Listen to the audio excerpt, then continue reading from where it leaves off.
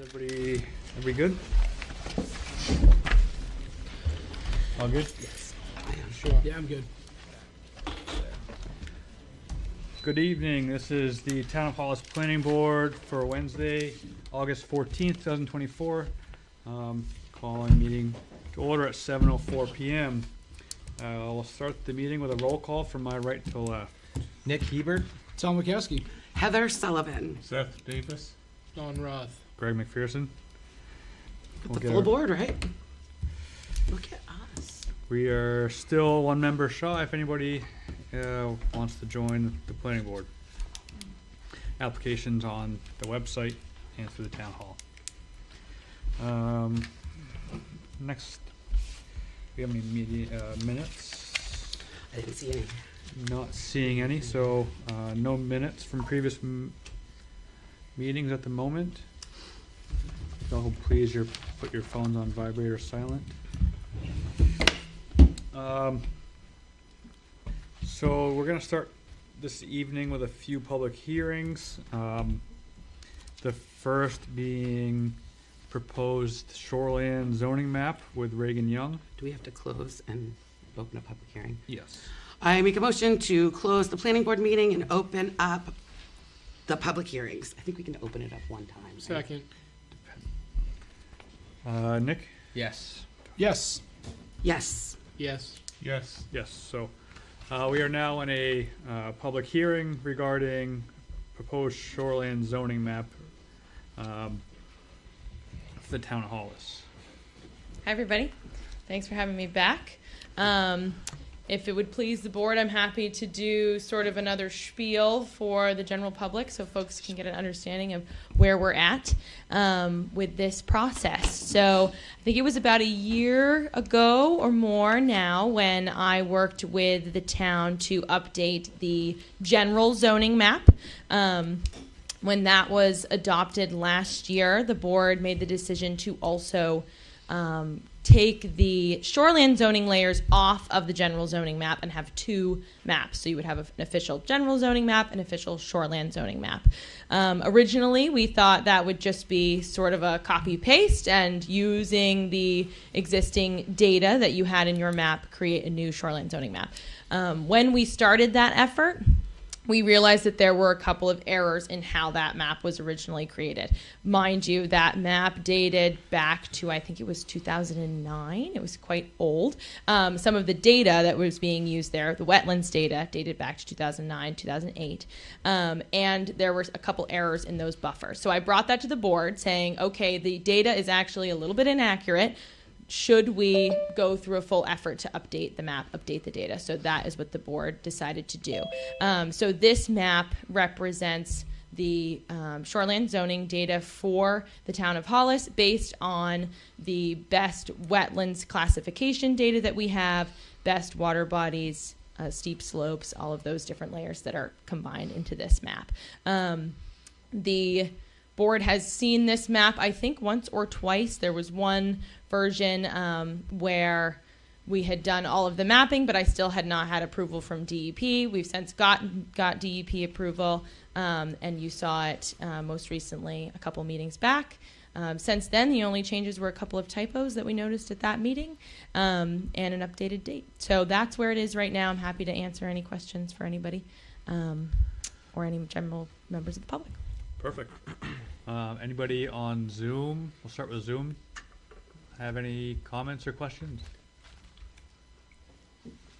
Seeing none. Anybody in the room have any comments or questions for Reagan? Awesome.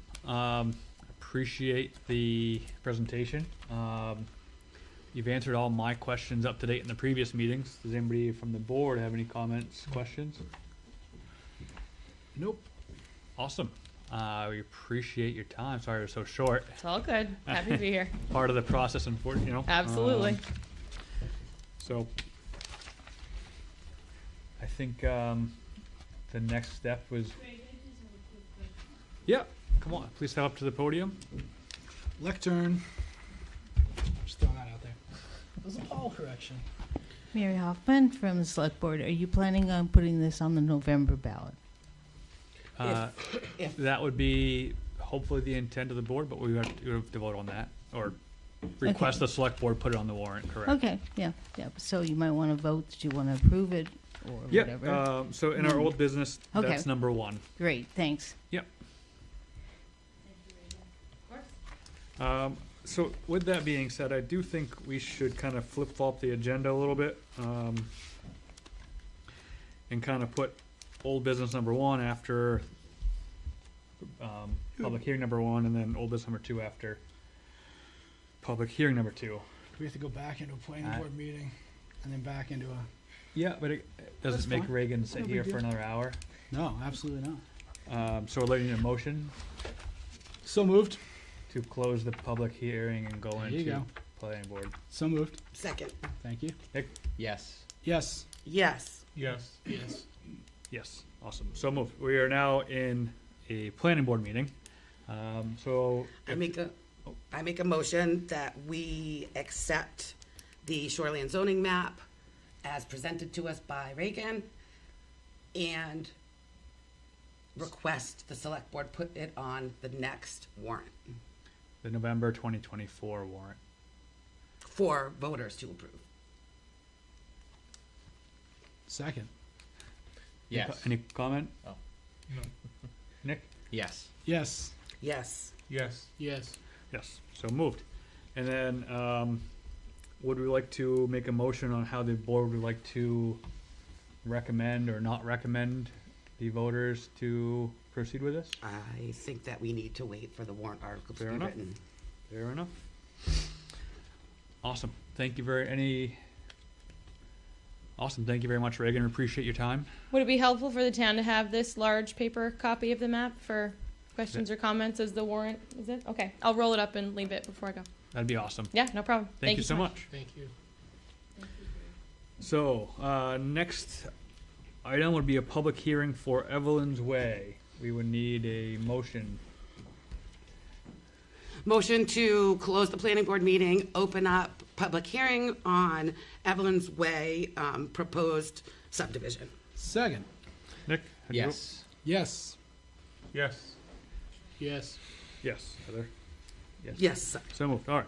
Steve, thanks for being here this evening. We had a site walk this afternoon. Do you want to start with a quick, 2-second overview of the project for anybody that hasn't been here to the previous meetings?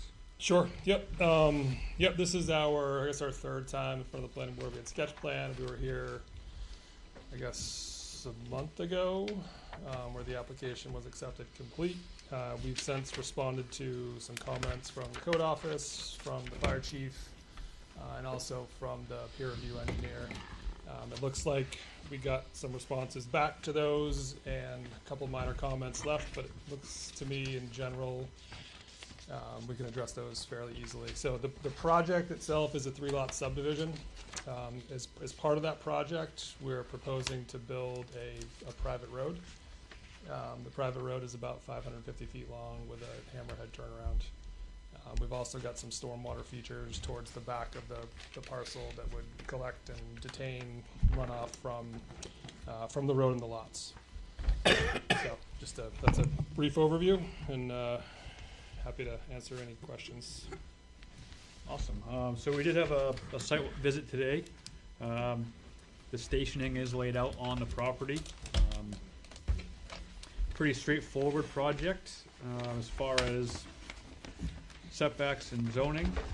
Is there any comment from the public on this matter? Yes, Becky.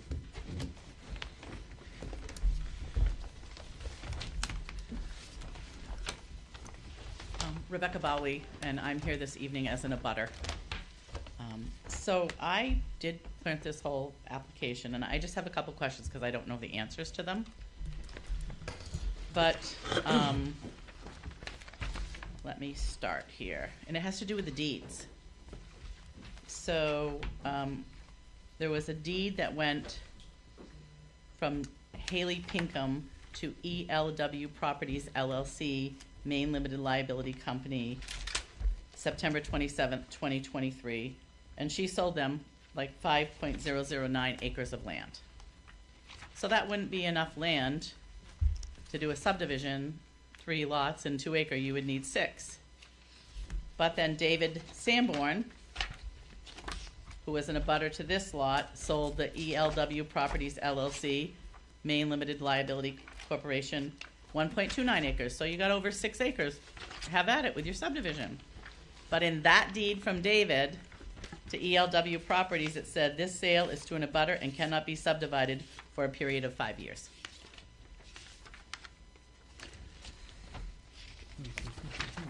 So I don't know how to, it's in your file under the deeds. Do you have a page number on that, Becky? I don't, but I can It give you, doesn't- That's in the prior version. I can give you both deeds. Make sure I have the right version. It's actually highlighted. It's Yeah, about, Sorry, different. it's like the fourth all the way through. Yep. Warranty deed.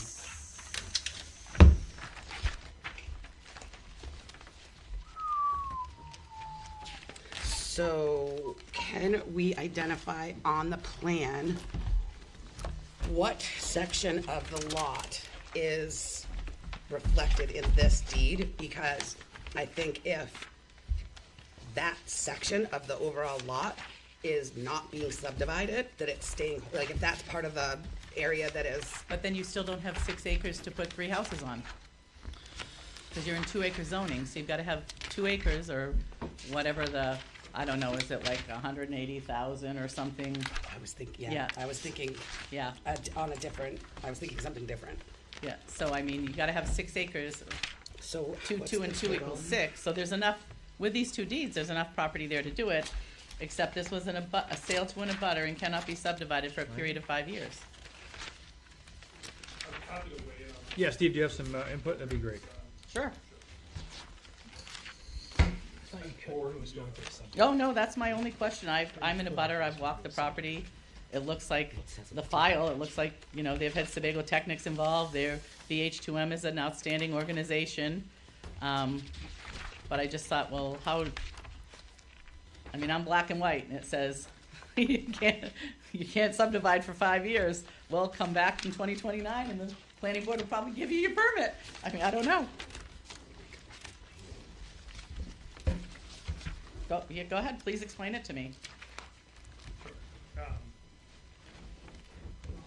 So that reference to the deed was something that we also noticed before we started the project.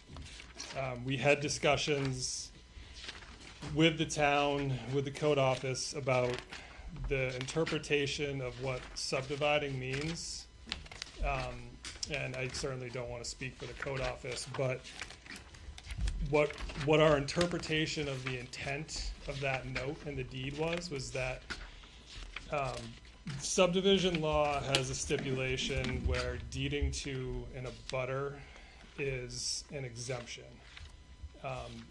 There's also an exemption, well, so a subdivision law is the division of 3 lots or units in a 5-year period. So our interpretation of that note was, it was a note to flag that deed was to an abutter, so it's exempt. However, if that were to be subdivided more within the next 5 years, it's not exempt from subdivision. So what we're doing now is taking this through subdivision so that it's in conformance with the state subdivision law. Dwayne, are you on Zoom? Can you weigh in on that as well?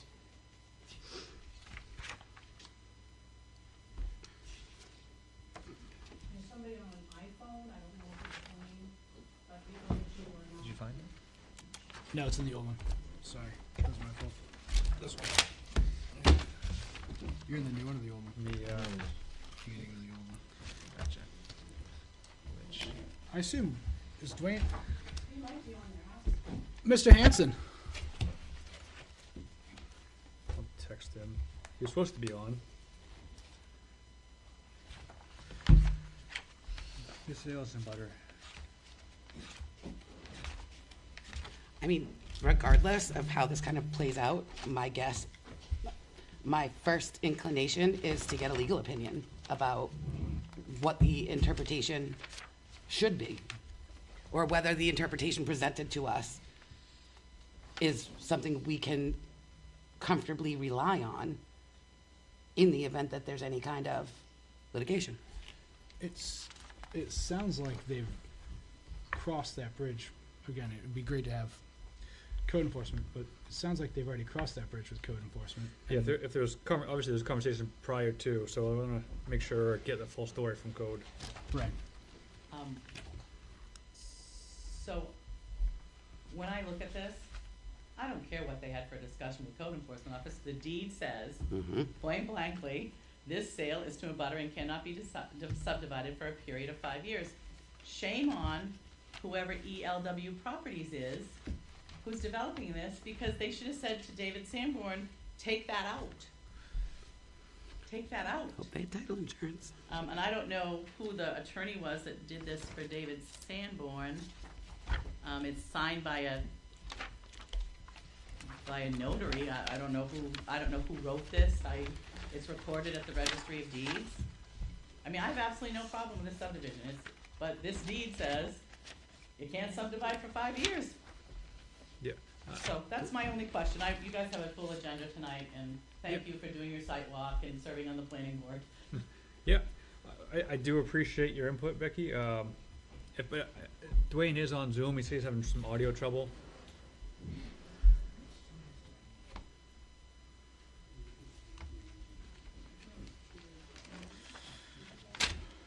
I'm so mad at this guy. So obviously, it'd make.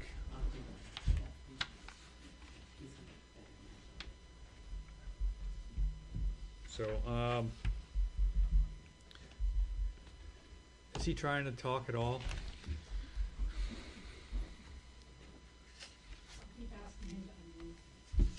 Can you unmute him? He's remoting in through the office. He can't unmute from the office? He's over there? No. He's on his phone, remoting in through the office, here. Every time it's on his phone. Can he call in directly to the meeting? So apologies for the delay. Technical difficulties here. Can we, So while I we guess we wait, can- can we ask if there's any additional comments? Yeah. So, we'll wait until Dwayne circles in on that for some other questions. Is there any other comments or concerns about this from the public?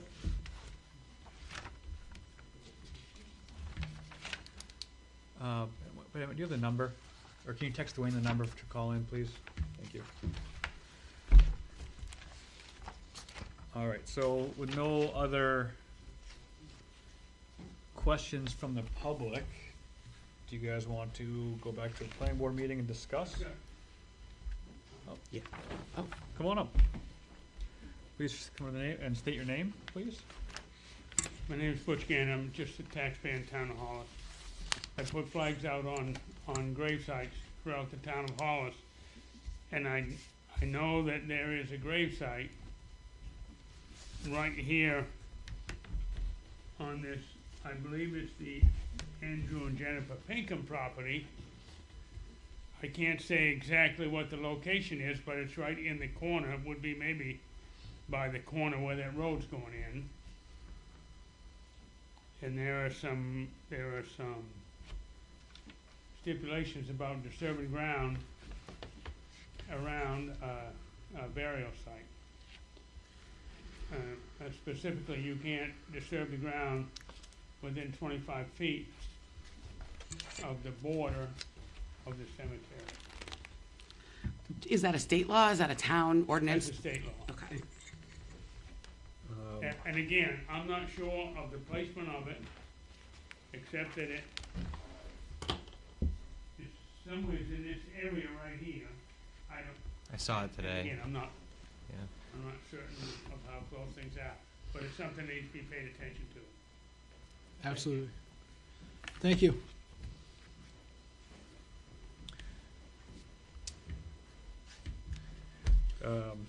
Was that on any survey you've done, Steve? It's not, but I mean, we're happy to make that a condition of approval to locate that and. 3 stones right there, can't miss. Give some notes. Can you take some notes on that? I'm taking notes on everything. Yeah, perfect. And this is recorded. Yeah, so it's, I know, but I'm gonna go back to the conditions of use, All right, so, yeah. grave site location and setbacks. Awesome. So does anybody else from the public have a comments? So would the planning board like to discuss in a meeting? Yeah. Make a motion to close the public hearing and reopen the planning board meeting. Second. Nick? Yes. Yes. Heather? Yes. Yes. Yes. Yes, so moved. So we are back into a planning board. Once Dwayne kicks in, we'll touch base with him. So since we've last talked, we've had some more input from the town's engineer, civil consultants. Have you had a chance to read that, Steve? I did, yeah. Yep. Yep. So, basically, his concerns were all met from our last meeting, with the exclusion of some reference to the drainage in the HOA documents, some maintenance to that. And there's one other thing.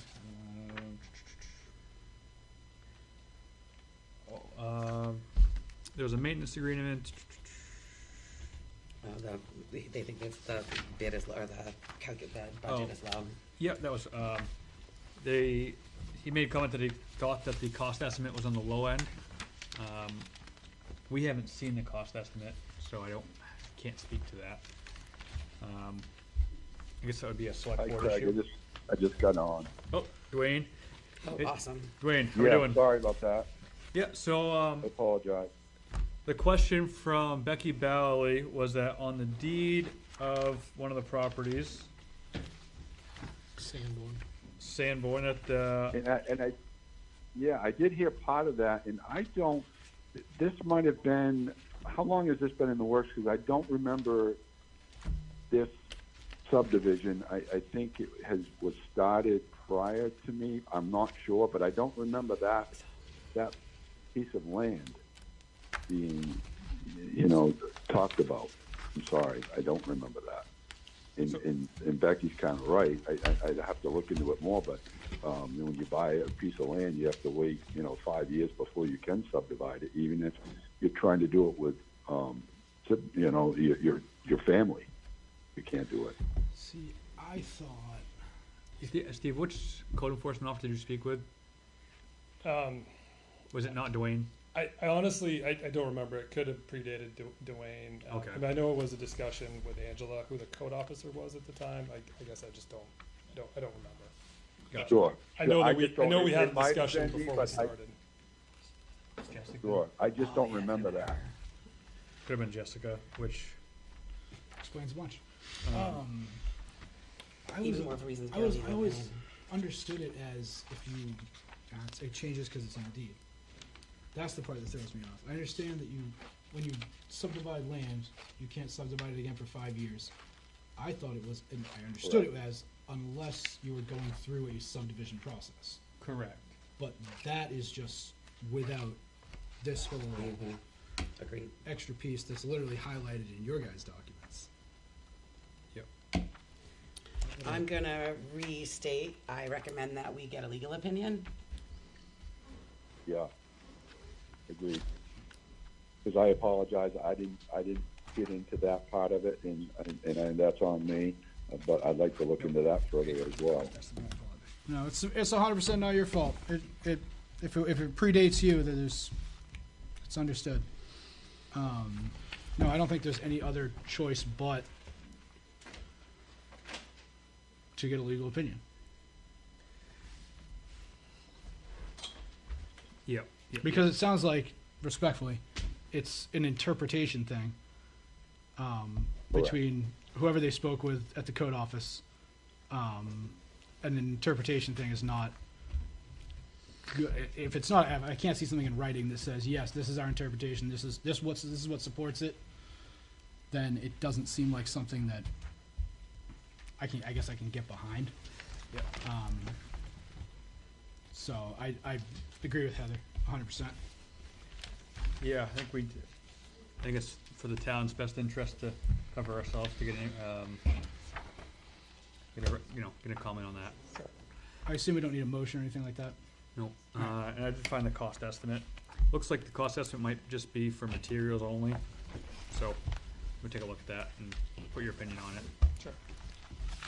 So in the discussion where, we talked about Jay's concerns around drainage, is that as stated around the road maintenance agreement? They haven't Or is this seen different? that So- the newest letter. Who hasn't? They haven't gotten the newest I email. sent it to him. Oh, you got them. Okay. Yep. All right. So the drainage concerns from before have been addressed with, if you look at sheet 4, it has a new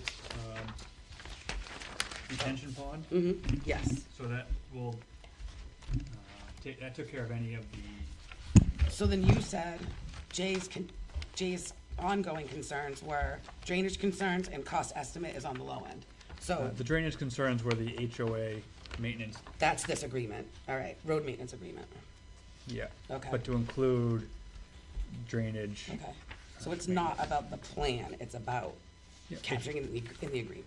HOA documents, and Steve and I kind of talked about that, about just referencing main best management practices, maintenance. So And don't we need that as well in order to Mhm. review it, in order to approve? Yeah. Okay.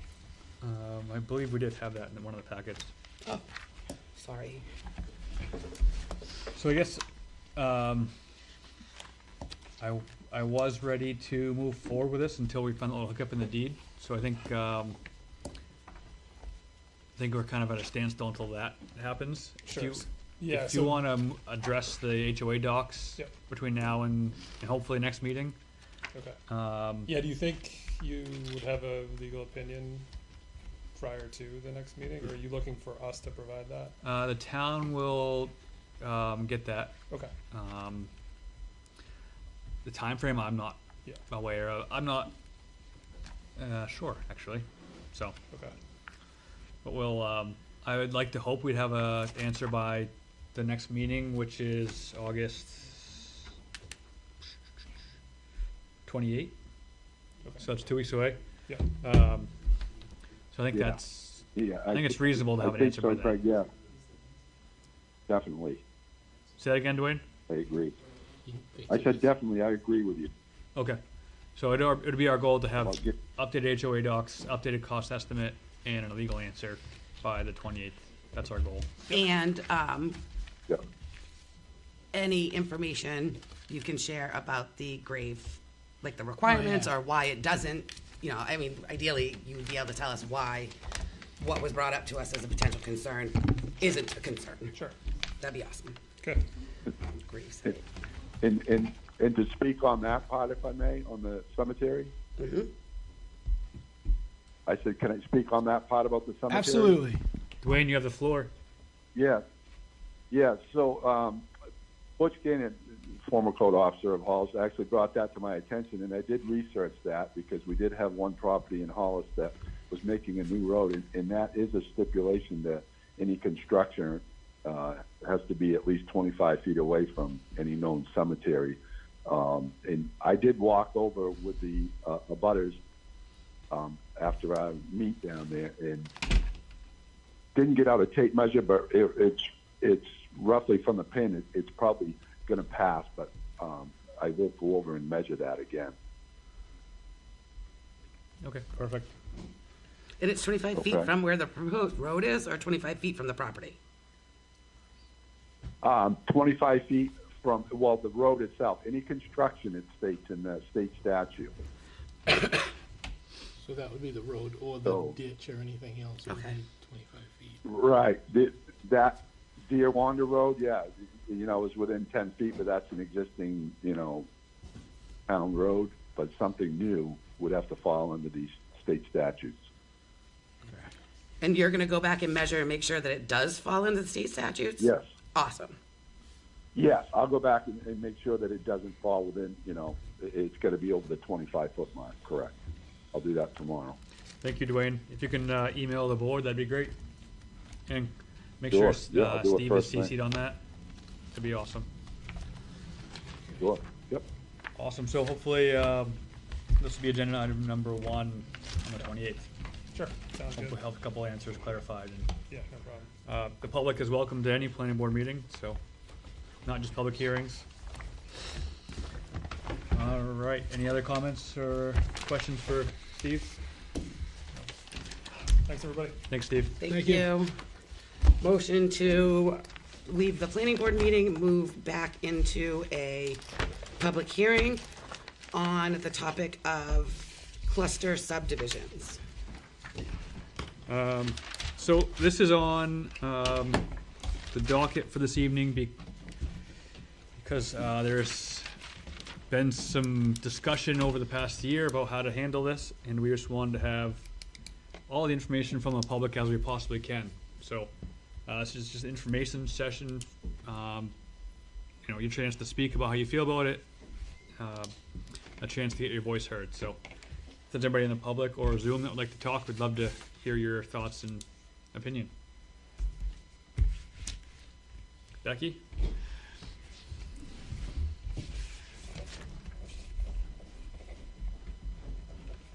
So right now, we do not allow cluster subdivisions in Hollis, correct? We We do currently allow. do allow cluster We subdivision. do. Yes. So we, The pro- I thought we voted it out. So there was a straw poll okay. on June 2023. 2023 on whether the town should work on eliminating cluster subdivision or not. Okay, The select board will be putting that on the November 2024 warrant as a question. Do the Hollis? I'm not sure the wording at the moment, but they do. From what I've been told, they do intend to put it on the ballot for removal. okay. So my question you might not be able to answer.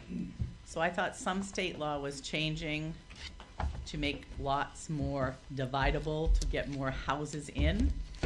Is that still happening statewide, or has that been shelved also? So are you referring to the ADUs?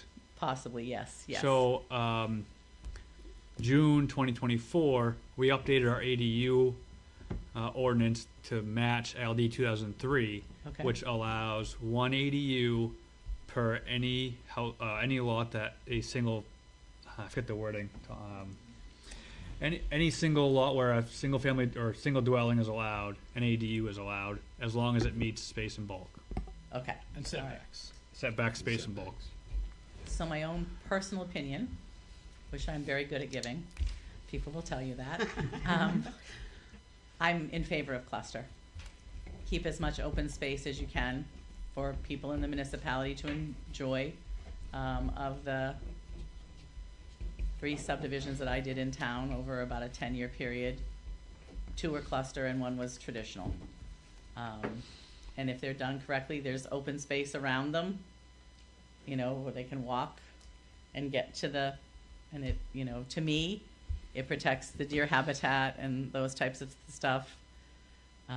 Everybody can use it. It's not limited to just the people who own the property in the subdivision. So I'm in favor of clusters, but that's just my opinion. Becky, when you say 3 subdivisions that you did, what do you mean by that? So I did Caroline Crossing. But what does did mean? What did you do? So we developed. We did 3. Okay, so you actually went through the whole process, like for the planning board. determined what it looked like, what it was going to look like, brought it in front of the planning board, got the approvals, built it out.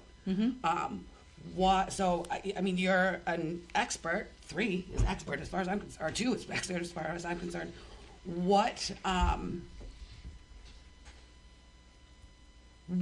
if any, are the benefits of having a cluster subdivision from a developer's perspective? It cuts down, mostly it cuts down your road cost. Okay, that's what we've also kind of. It cuts down your road cost. Then if the road becomes part of the municipality, if it's done correctly and gets approved by the voters and it becomes part of the municipality, it's less of the road that the municipality has to maintain. But I'm really not an expert. I'm just a vat of knowledge of numerous things. Some good, some bad. I love it. I appreciate you kind of being put on the spot a little bit. Thank you. Becky, would you say, as your role at Pleasant Hill Excavators, that it would be the plowing estimate may be cheaper for a shorter road if we have less length of road in the town? So the plowing contract is done by the miles of roads in the municipality. I don't have the plowing contract in front of me, but I believe that they can increase it 1 mile per year and the contract price doesn't go up.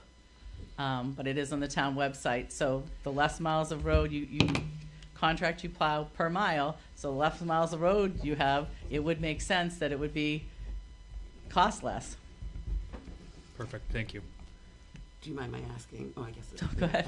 Well, I'm just curious, in addition, so I know the snow removal, that makes a lot of sense to me. What are other, I'm trying to get at, is that the only savings, or are there other things about having a shorter road that benefits the town than having a longer road? If the town adopts the road and we have to pave it, Okay, so cost, so all the Maintenance maintenance. costs. all- Maintenance all right, costs, yeah. Yep, okay, great, thank you. I think in previous meetings, we talked about the safety part of it too, with having a single road with the multiple driveways instead of 10 2-acre lots down a road. We had looked at one back a while ago, one of my first ones, that we talked about was another positive on it, not a negative. So shorter road equals, with driveways kind of closer together. in safety, the subdivisions are required to be sprinkled, whereas single-home residentials are not. So, so I look at it as, if the town has the option to be a cluster subdivision, someone has to choose whether or not to be a regular subdivision or a cluster. Correct. So I'm not sure that and True. does a regular subdivision have to be? It does, Okay. I believe. All right. So in having the first development in town that had sprinkler systems, when George was still a fire chief, another way to look at this is, it could have, unless these systems have changed dramatically, and we're not on a public water supplies, it could be more cost to the developer or to the homeowner, because you may have to have a well that produces so many gallons per minute to make your sprinklers go off, or you have to have these holding tanks that holds the water. We're no longer allowing cisterns. Yep, yep. So, but that would be the case in your sprinkler regardless. systems in your house, No, she's talking. She's talking about sprinkler systems in the house. Oh, individual, yes, but Right. cisterns for a subdivision. no. Right. So you would, you could have more cost to the developer or more cost to the homeowner if if your well is drilled so far and you don't have enough gallons per minute that can make those little gadgets in your roof of your home spin to sprinkle the house. So that could be, but also to a homeowner that has a sprinkler system in their house, their homeowner's insurance is a lot less, because they have a house sprinkled and they should be able to put out most fire until the fire department can get there. I mean, I think sprinkler systems are awesome. I think it's a great thing to have. Awesome. Thank you, Becky. Thanks, Becky. Any other? Welcome, everybody. I love this.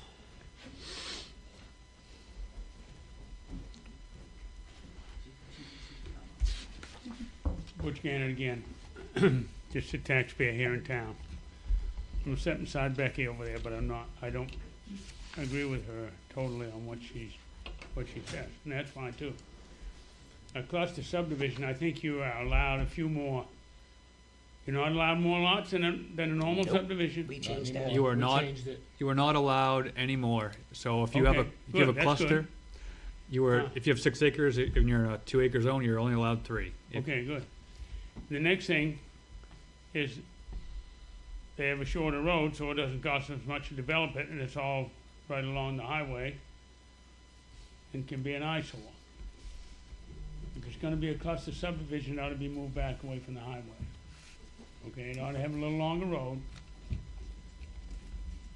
Gonna cost more to develop, and they're gonna charge more for the lot, so only one losing out's the homeowner. Well, and then we don't have diverse community because no one can afford to move here. Because the houses cost too much. And if you don't have power in your house, your sprinkler system isn't gonna work. If you don't have power. If you lose power in the fire, your sprinkler Oh, system. oh, won't I see what work. you're saying, yep. Yep. But otherwise than that, us subdivision clusters are fine. I just think they need to be back off the road. Yep. I think And I can't. When you were talking, I'm probably wrong in this. You said something about a shorter road if the town accepts it and paves it. In the future, But the town doesn't accept a dirt road. correct. I'm sorry. I'm saying for future maintenance. Right. My comment was regarding to hopefully 15, 20 years down the road. It would be paved before the town accepted it. Correct. It would be paid before we accepted it, but any future paving, if there's less miles of road in the town, it would be less expensive. That was my comment, or my intent of my comment. Not that we would pave private roads for developments. And Butch, can you just clarify, were you saying that you think all subdivisions should be further off the highway? Or were you saying just cluster subdivisions needed to be I off? just assume not see houses Yep, shoulder to shoulder when I go down the road. okay. You know, to make a subdivision, make the road, and it doesn't necessarily have to be a straight boulevard off the highway either. It can go in and turn a little bit, so, you know. I just got a quick question to follow up. Sorry, I don't mean to put you on the spot. If you have 10 houses side by side that are all on 2-acre lots, but the 2-acre lots go this way, and they're, set right beside each other, do you feel that that's more of an eyesore? And for a subdivision, we could maybe request a buffer where trees aren't disturbed from the front of the subdivision? Because I feel like what you're concerned with is getting it, right off the road and not having to look at house. Right. You got entrances onto the highway. If you had 10 houses down a stretch, you got 10 entrances onto the highway, Yes, sir. okay? That should impact your speed limits on the highway and everything else. So if you get a road in there, you've only got one entrance, Yes, sir. so. No, it makes sense. So that's for It's subdivisions in general. Yeah. Just getting them off the road instead of having 10 entrances on the highway. reasonable. No, absolutely. You guys want to speak? You've been itching. I can see it in your. Ooh, we Sure. got a hand raise. We'll go to Zoom. Christy. Is it? Is it Christy? Hello. I called it. Hello, Christy. So as far as cluster Christy, you just need to subdivision- state your name for the record. Oh, hi, I'm Christy Duncan. I actually am a resident of a cluster subdivision here in Hollis, and I think that the idea of a cluster subdivision is nice as far as allowing more homes to be built without disturbing as much land as normally required. But I do, as I've said before, think that it's very important that the development is developed correctly, because in my case of our development, that land that was supposed to be left untouched was touched. So the whole purpose of this, to preserve the beauty and the nature of Maine, it didn't work out. And then as far as the eyesore of a subdivision, at least in our case, 50% of the land had to be left untouched, and then each of our property, I believe it's about like 20% of our land, has to touch that common land. So in our case, I don't even know if it would be feasible to make the road longer to put the houses back, because you would still have to cut, trees, even more trees, I guess, for the longer road. And then because it's not a town road, that means the residents here have to pay for it. We only have 4 houses. So now if we have a road that's, 50 feet longer, that's going to cost a lot more money to plow, and that's on us. So while it might be cost effective to the town in 20 years if they take it back, it's more of a cost to us, who are also paying a very premium price for these properties, like was already mentioned, because of our market right now. So that's something to take into consideration. And then the sprinkler system is also one that is an issue. While it is nice to have when we do lose power or when our basement floods, that can prevent the sprinkler system from working. So in our case, 4 of our houses and some of the actual, and like the motors of the sprinkler systems were submerged, which means they'll no longer work. So if the houses were to lose power and catch on fire, they wouldn't have that sprinkler system, which the fire chief should be aware that we have sprinkler tanks, so they're going to come in here assuming that they have that protection for their firefighters, and they won't, so that'll cause more damage to them and to the people who live here. So while there are some good things that everything is executed properly, there's definitely some major cons if they are not. Do you think, Christy, that whether or not something's a cluster, are the cons related to the fact that it's a cluster subdivision, or could what happened to you guys happen in a non-clustered subdivision?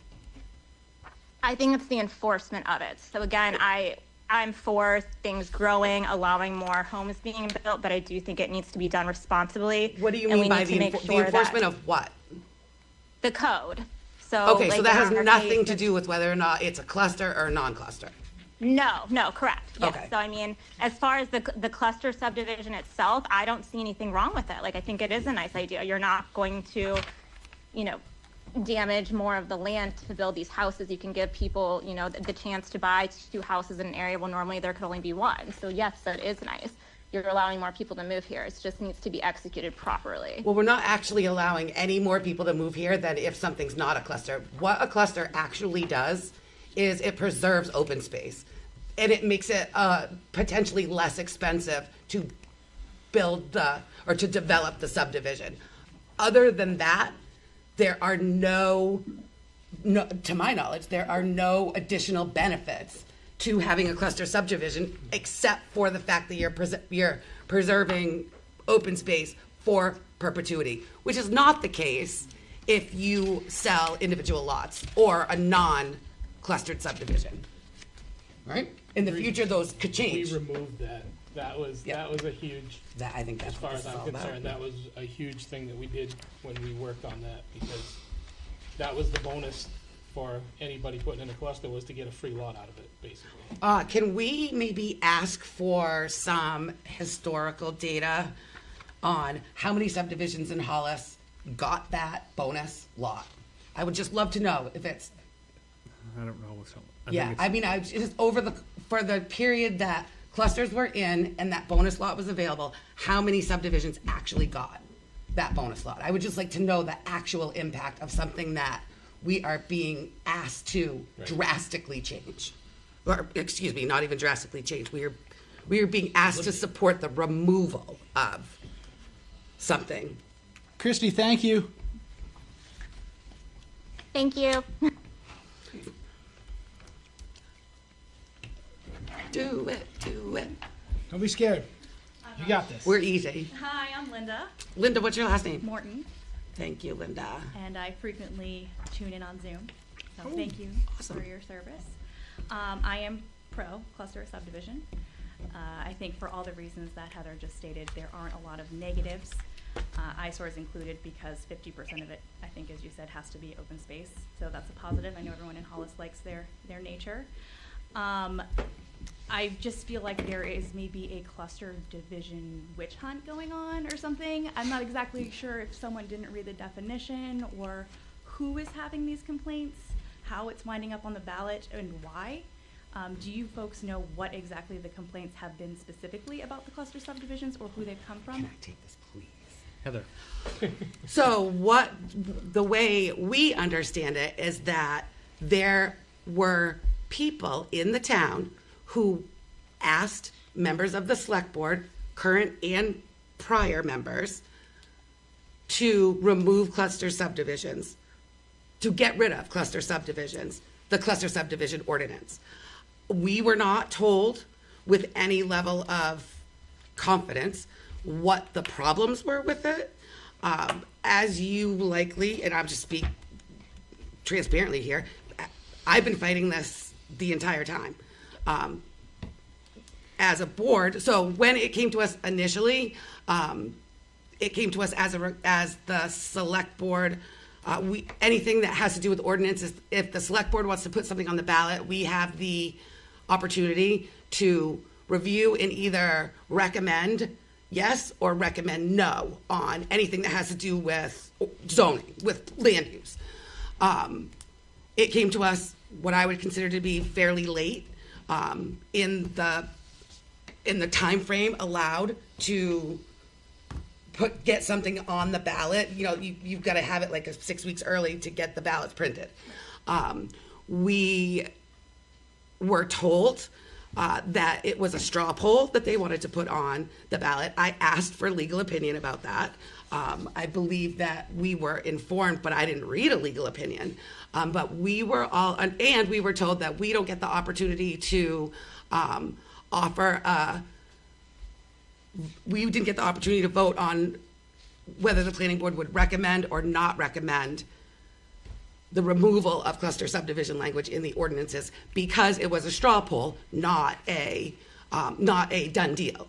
So with that advice, we chose to put together a really robust explanation of what cluster subdivision is, clarified the bonus lot no longer existed, explained why from a planning perspective it gives us more options. It gives us a little bit more of an ability to help develop property in the town that fits with the way that the town wants, and obviously open space. We posted that to our website. Yes, I read it. Yep, awesome. Oh, thank you. Paul wrote that. Our former chair wrote that. I was He's gonna such a ask, good it was very writer. well He's written. amazing. We posted it to the website. A few of us spoke publicly about why we didn't want residents to say yes to it. But we weren't allowed to say what didn't show up on the ballot, planning board says no. It got voted on. In fact, during that election, it was the item that had the least number of people. So I also work elections. So oftentimes what you see in an election is that when the issues are non-contentious, you will see that the numbers look very similar for different issues. So, I'm just using round numbers here. Let's say 10 people, let's just use 10 people, voted on something, a non-contentious issue. All 9 of those people will vote yes, and only 1 for each issue. If it's contentious, you might see 5 and 5, or 6 and 4. That issue was the closest, meaning people were much more split. There were more people that were actually split on the topic. So we said, as a board, okay, it was a yes vote that the town folk wanted us to look at how to change the way. So I don't even know that it was removed. That the people in the town voted yes, that we should look at how to do this, how to remove clusters. I'm still fighting. Right. When you say they, are you talking about the select board? That's the only. Just jumped it on you last minute. I'm not going to say last minute is probably not the right way to say it. It was something that we were not told was going to come in front of us, in the amount of time that we had between when it was presented to us and when the warrant had to be sent to the printers was very short. I think we saw the same thing happen in this last election as well. That didn't happen. We had already spoken up about any issues. We had already had the opportunity to say, planning board says yes, planning board says no. Right. So you have, the reason why you can see I have a pretty strong opinion about this, and part of the reason is because we were very much assured that this was a straw poll only. Right. There would be a lot more discussion about it. And then post the election, we were told that we needed to take it out, which from a straw poll? Who Who told you that? Members of the planning board. I can't remember the members of the select board. I apologize. Okay. Legal didn't tell me anything, but Mary, if you'd like to speak, please get up to the lectern. And Mary, if you think that I mischaracterized anything, yes, I understand that. I do understand that legal provided an opinion. Mary Hoffman, Mary Costigan provided the opinion. It was sent to all of you. So she weighed in on it. She even spoke to the Southern Maine Planning and Development Commission about it to leave. So if that's the case, why isn't it just removed? If what you're saying is true in that it was removed based on the vote, why isn't it removed? Why you don't need us to do anything? It's already been voted on. Because you said you were going to present it to the community over the summer, and we could put it back on the ballot in November. Well, why would you put something on the ballot that's been? Because you're saying is that what was on the ballot was not a straw poll, it was a fictive. No, we said it was a straw poll. We've said that all along. Mary Costigan asked you to remove it until we had another vote. We were going to put it on June, and you asked us to wait till November so you could educate the public. That's what we're doing. It seems like an education issue because there are no negatives to cluster subdivisions. And the fact that it was a straw poll and then someone tried to enforce it, you guys know the definition of a straw poll. Could you please? So I'm just kind of confused by that. It sounds like someone might be trying to push their own agenda, and I'm not sure why people don't like cluster subdivisions. Are there any negatives that you know about personally to cluster subdivisions, or is it just development in general that people seem to be against? The negatives that I hear from the public are much like Butch's. Right. You know, from the road in the past. I think a lot of the negative comments come from the past when the main road was allowed to be used, the road used as the subdivision road. So then you would see these 10 houses, these numerous houses on the main road, and that counted as the subdivision road. That's been fixed. That's no longer allowed. Is that allowed with a regular division? Like not a subdivision, just a regular development? If you were to, I don't think you can use. Well, you still need the space in bulk, so you wouldn't have them as close together. Okay. So. But you could. I'd have to read the ordinance again to give you a 100% answer, but I don't believe not enough certainty to give you an answer. It just seems like the cluster itself, subdivision type, isn't the issue. Yeah, so I have to check on the subdivision. Regular subdivisions can use the main road as their road. Right. I don't believe they can, but I'd have to double check. Right. Okay. So either, so that was one argument. It mostly comes around those few that were in the beginning that were done poorly. Right. Which you guys have worked very hard on correcting. And we're not saying that we're not open to new corrections. You know, maybe a larger buffer from the main road is an option we can look at.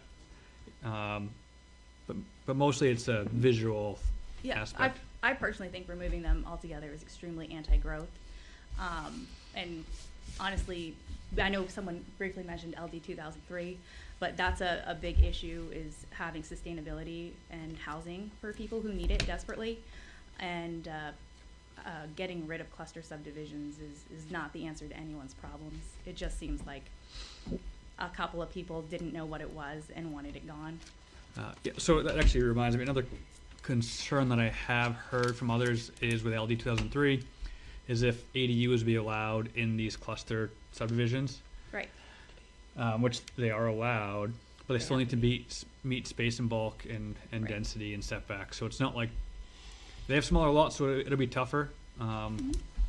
Maybe over a garage or something will be more feasible for something like that. But the concern was ADU. One of the other concerns I have heard is ADUs on cluster subdivision lots. But that wouldn't necessarily be exclusive to cluster subdivisions, though. Correct. It would be all subdivisions. Yeah, they were just concerned about the smaller lots. Yeah.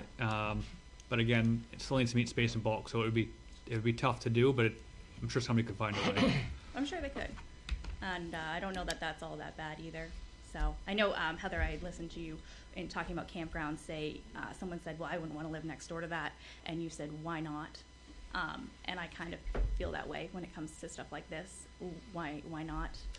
I'm not saying that that why not is more about understanding why someone wouldn't want to do that. But also, part of what I do up here is try to make sure that all different perspectives are taken into consideration. So I oftentimes try to remind people that you may not want to live next to a campground, but I might be psyched to live next to a campground. And we have to make planning decisions for the town that are reflective of what the people want in the town. And when we don't get a lot of feedback, that's the reason why we're having these hearings. I think Tom said it was disheartening that we have begged for residents to come out. We've explained multiple different ways that people can provide their thoughts on these topics. You can take a ton of time and write a letter and cite different pieces of the ordinance. You can come and tell us your ideas for what might make things better. So I really want to appreciate you and everybody that's come out to share their perspectives, because without that, then the people who don't like the way that I think about things are bummed, because if I don't have other people's perspective, then I'm just going to make decisions on what I think we should do based on how I feel. Right. So thank you very much for coming out, and I hope you continue to come out. Yes, thank you. And we do have an opening on the planning board, you do know, right? yes, I do. Also, I don't think that the people that originally got this on the ballot are here, are they?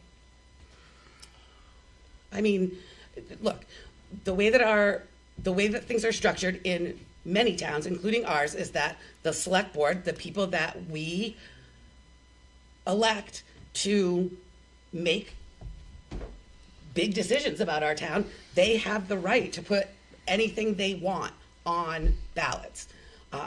We are lucky that Hollis also has ways that if the select board didn't want to put something on the ballot, there are also ways that we can get things on ballots. So we're very lucky here in Hollis, because while this issue has been an issue, I don't think that there's anybody that is in elected office in Hollis that is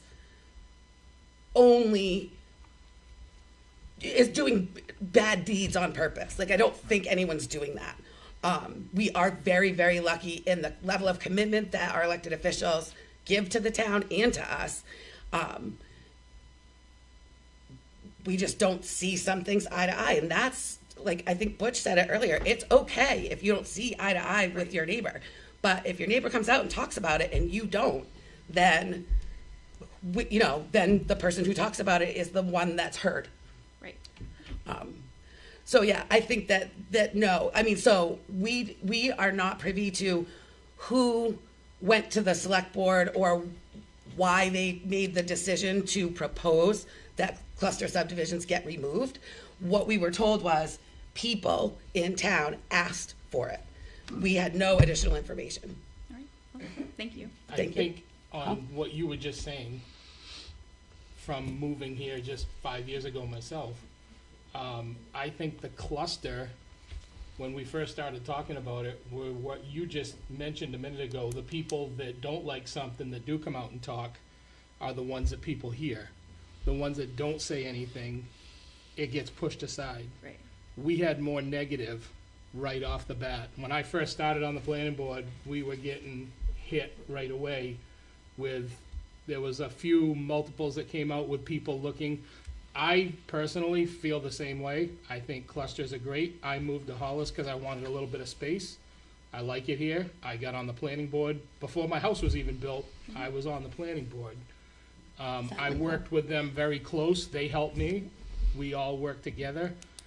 I've also gone and seen one cluster that was built well, not finished well. And that comes down to the town jumping in and finishing what they started, Right. which we have talked about. It's in our book that we've discussed this, and that comes with codes and with our select board and everybody. Before anything is finished and signed off, we do have that open space finished like it's supposed to be, just for that reason. On the other guy coming in from a busier town, I did see developers looking at the cluster saying, I get one free lot out of it. So me personally, I was all for keeping a cluster, but let's not give them anything super extra they're gonna make more money off of. They're already making money to begin with, and I'm okay with that. We all gotta put it out, and we all gotta do it. But as far as the cluster, I think for the same reasons you're talking about, Heather's talking about, it's a very positive thing for us to grow in the proper way out Absolutely. here. Yeah. Without giving something free to somebody who has the money to spend instead of somebody else. Yeah. I agree. But also finishing it properly, inspecting it, finishing it, making sure it's done correct. Whether it has sprinkler systems or not, doesn't make any difference to me. Personally, I go the wrong way on it from what the town probably thinks, because I'm a facilities guy. And just like a smoke detector in your house, if you don't put a battery in it, it doesn't do a darn thing. Your sprinkler system isn't checked regularly and tested, It doesn't matter if it's on fire, it'll burn just like everything else will. So there's a lot of reservations on both sides. I just think we need to follow through on everything, which is why I'm still sitting up here right now. Yeah, So- I'm also anti poorly done cluster subdivisions. Yep. That turn into huge messes that makes everybody's life miserable.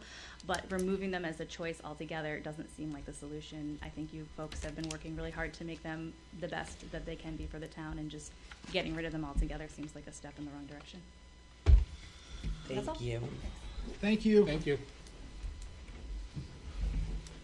I just, again, Butch Gannon, I just had a thought come up. The cluster subdivision is reduced bulk and space, is that, that's not even reduced think bulk it and is, space anymore?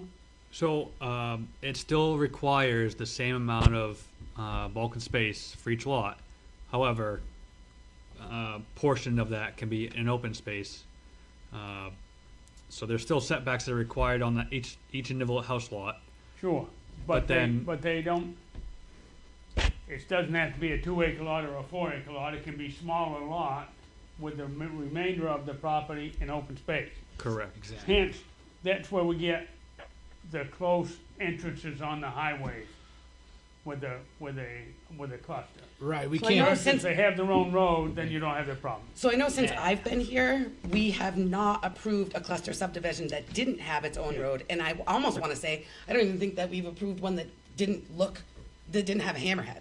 That our fire chief has educated us on what we need to, what we want to see in order to ensure that fire trucks can turn around, or that there aren't any blockages on those. So we've actually been, I can remember at the pre-application phase of at least one subdivision, we actually sent them back and said, do better. That, you know, there's a way that you can do this that you know, I can't remember if it was a safety concern or They're required as well. it's required to have the internal road? A dead end road needs a cul-de-sac or hammerhead. No, it was about it was about the driveway placement, I think. I think it was when we first started talking about how driveways were gonna be placed on the hammerhead.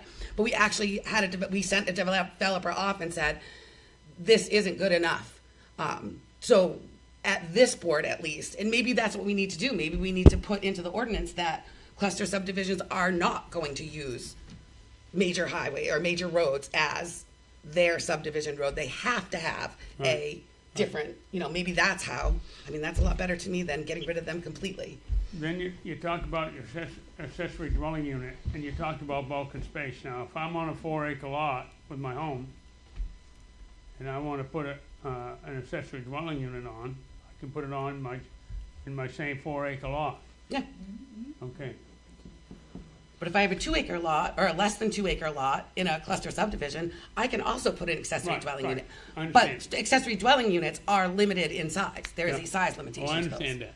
And as a former fire chief, your hammerheads are never big enough to turn a fire truck around. You can hardly turn a pickup truck around. in a I know I hammerhead. can't, I'm so. just telling you. That's something you ought to think about Thank you. when you're looking at subdivision. I appreciate that. We need to get smaller fire trucks? Is that what you're saying? Oh, God, don't say that. We need electric, smaller fire trucks. boy. Good evening. Good evening. Hi, Steve Scontris, resident of Hollis, about 4 years.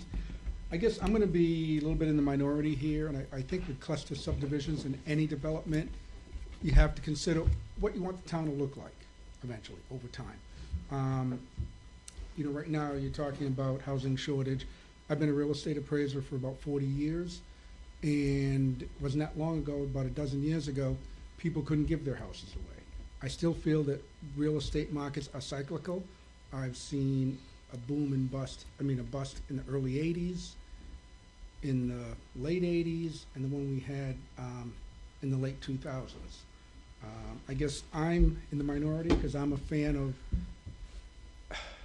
not to say make it as hard to develop as you possibly can legally. I think with a cluster subdivision, and not talking about the lady that lives in town, but a lot of developers, they go, come in, build it as much and as cheaply as they can, get out, move on to the next one. I grew up in the area, but I lived in Gorham for 25 years. I've been a refugee here for 4 years. And Gorham doesn't even look like it looked like when I lived there 10 years ago. And you're now- saying that's a bad thing? You don't like that? I don't think it is. They're gonna build 300 houses on my old country club. And again, also people argue, well, have we given any consideration to, if you're trying to promote growth, what it's gonna do to the school budget, the schools that I've heard. I don't have school-age children. That's one reason why we stayed in Gorham. And then when the taxes got too high, well, I got divorced and I moved here because the taxes are lower. I've heard that like the elementary school needs a lot of work, the one across the street here. Does whether or not a subdivision is allowed to be clustered have any impact on that issue? So I think your comments are designed for one of our upcoming. That's kind of what I came. Yeah. That's really what I came Yep. for, but I waited till the end here. Let me ask a question. One, on sprinklers, any subdivision or any new construction in town has to have a sprinkler? Just subdivisions. Just subdivision, not just a cluster, okay. Because Right. they add, I've been told, the ideal rule is 10, 15,000 per We've heard even house. more than that. From Yeah, more than that. The last Closer to quote I 20, actually saw was 22. about 13. Yeah, that's kind of cost prohibitive. I'm getting off track here. And also, when you were talking about, I'm not sure on the extra lot, but let me ask you this.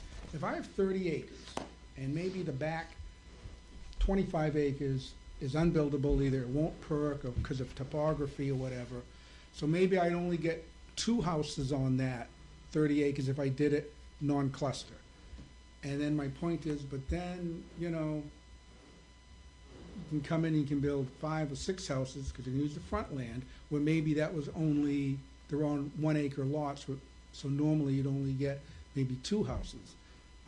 Again, it's just how you want the town to look. Do you really want to have it built up with more traffic, maybe to the schools, and just changing, everybody's way of life? I know it wasn't that long ago we had a thing, and I'm not an ATV rider, I was actually opposed to it. But I mean, again, I don't know if cluster subdivisions help guys keep their trails open because maybe the land's out in the back, or gee, now that land can be built on, we can put more houses there, maybe that's gonna affect it, or. It doesn't put more houses on. It just changes. What's the word I'm looking for? It consolidates. Condenses them. Right. So it doesn't add more houses. I think it's just important. The reason why I interrupt you is because I think it's important that people understand exactly what it is. And so it doesn't add more houses. It just changes on a big property of land. It But- changes where they're located. If the majority of that land would not be buildable because it won't perk, it's wetlands, or because of topography, I can still use that in the bulk to say, no? It's not buildable acre. If it's not buildable, it's not buildable. No, not to build on it. You can't use that in the, that's what I want to know. So You I think we can't might use have that to in your look into open that. space and say, okay, I've got to be, in order to meet the space in bulk. I've got another 30 acres back here, we're gonna allot, whatever, a portion So of each lot. I guess what I would say is, I think that we might need to look and just confirm that. But The front portion would need to be able to provide. right, I mean, it would ultimately be very property specific, right? So you've got 30 acres. Let's just say the back half of it. Yeah. So okay, and let's just say that you're in a 3 acre zone. So, and you've got 30 acres. 5 houses. Yeah, so 5 houses. Yeah. What you're asking is if it was in a traditional subdivision and you couldn't get 5, you couldn't get 3 acre, you couldn't find 5 3-acre lots in your 30. Wait, that's not right. 15. Yeah. I was using the 15. My question, maybe not, my question, maybe I'm wrong with this, first time. I think we What I don't know. meant was, when you're gonna build a cluster subdivision I wanna build a cluster subdivision with 5 lots in a 2-acre zone. What do I need for a total land for that subdivision? The same that you would need to build a regular subdivision. Okay, so in other words, but I'm gonna put those houses, let's say, on 1 acre. Mm-hmm. So in other words, that land back there that's gonna not be built on and kept as open space, does that really matter, the quality of that land, is what I'm That saying? land needs to, the land reserved for open space purposes shall be of character, configuration, and location suitable for the particular use intended. Which is just open space, which means it can be It can be wetlands, or it can be swampland. really sloping. That's kind of my point, because, you know, you said you didn't want to give a builder an additional lot. But in this case, hey, guess what? I can get 5 in because I'm going to do a cluster. But if I was building on all the land, I'd only get 2 or 3. That's just my point. Again, if we did a traditional subdivision, tried to get 5 in, and there were parts of the lots that were unbuildable, does that mean you can't do anything on the lot, or does that just mean you can't build on that part of the lot? I think you can readjust to make lots. They don't have Right, to be you can- perfect. So if there's 10 acres and 5 of it's buildable, if they're a good developer, they'll find a way. Oh to yeah, I know develop they'll sell. And then them that into the back lot, 35 acres is good Yeah. for hunting for the next 20 years and Yeah. snowmobiling through and four-wheeling and whatever else is back there for recreation will stay just believe like that it's- and undeveloped for Right. forever. In Scarborough, what you're Oh, talking okay. about is if there's 10 acres and only 5 of it is buildable, they only have 5 to work with. So if they don't have 10, and they're doing a subdivision, they don't have 10 acres of good buildable land, they don't have 5 acres in an open space. So it's a little bit different there. All right, okay, all right. Again, like I said, I'm just voicing my opinion, which is different. We appreciate it. Fantastic. No, it's awesome. You know, Thank you for coming out. we all know where Hollis is gonna be 20, 30 years from now. It's not gonna look like this. I guess my point is. Not gonna look much different either, though, I bet. You don't think it's gonna look much different? I don't know. I mean, in the last 20 years, it hasn't changed that much. It's changed, but it hasn't changed that A much. lot has changed. Look at, so we've talked about this, like, the number of building permits haven't gone up. So we're still issuing the same number of building permits that we did when we had a growth ordinance. You're gonna talk about that at the Yep. other thing, but Yep. okay. I guess my point is, I look at it like, we know it's gonna happen, but I'd like to try to delay it as long as we can. Just, you know, that's just my opinion. Okay, thank you. Thank you. Thanks for coming out. All the old heads laugh and get I know they're laughing at me. It's okay. I understand that I sometimes say ridiculous things. Sometimes I just say it just to see if I get a reaction out of you guys. Awesome. Is there anybody else on Zoom that would like to discuss? fantastic. Anybody else in the audience that would like to discuss any further? Awesome. We appreciate everybody's input. I don't think we need to close. I think we can just move on to the next. Correct. So the next agenda item in public hearing is growth reinstatement. No. Oh, owner I missed one, occupied. sorry, missed one. So this was, section 6.3.5 of the Town of Hollis zoning ordinance. We're looking to receive public input regarding one dwelling being owner occupied. So currently, the zoning ordinance, I was ready for the next one, sorry, I apologize. Let me read it. If you got it right there, that'd be great. Yeah, I got you. It says either the ADU or the primary dwelling unit must be occupied by the owner of the property. So the reason why we brought this to public hearing is because we started talking about the purpose of LD 2003, which is to increase availability of housing options. I think Dawn mentioned that when they first started talking about LD 2003, and this is at the legislative level, the intent was communicated that it was to help our aging populations. So what they said was the intent was that people could add ADUs to their property in order to allow their aging mother to stay close but still have her own space, because my mom can still she takes care of herself better than I do. Another thing I think that we can all agree on is that it is more difficult for our children who are aging up. It's much more difficult, and it looks different when kids stick around with their parents more often, and that an ADU would allow for them to have their own space, and you to have your own space. I think that over time, what we were told by Southern Maine Planning is that that intent kind of fell away a little bit, and people started looking at LD 2003 as potentially an opportunity for people to stay in their homes by generating income by renting out an ADU versus just having your mom live there.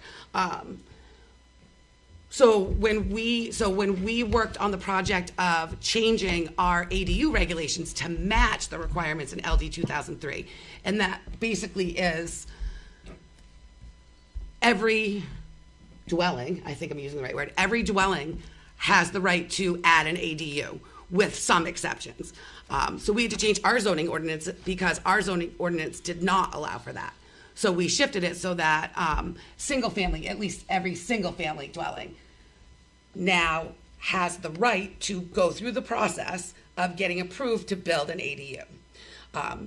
We followed what the regulations in the state said, so things like space and bulk requirements, those still apply to an ADU. So if I don't have enough space and bulk to have my house and an ADU on the property, then I wouldn't be able to do it, even though they're blanketly now allowed. Am I capturing that properly? So when we wrote those, we had a very robust discussion that went very deep into the weeds around should the owner of that property be required to live on the property if they have an ADU, or like your own residents today, Becky, you don't have to live at your house. You could rent it out to anybody you want and not be there. I think this was driven by me. I have a really hard time saying just because you have an ADU, now I'm going to lock you into having to live at that property.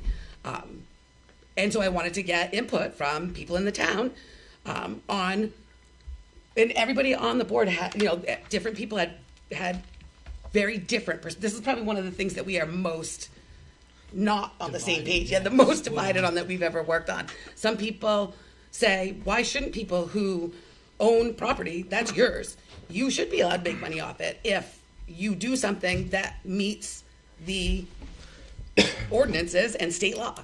Some people said that wasn't the intent, it wasn't, so we're getting way too far out of it, and that's going to cause people to do this ADU thing and then leave town, and then and then code enforcement is left with dealing with an absent landlords with no ability to really enforce any of the regs.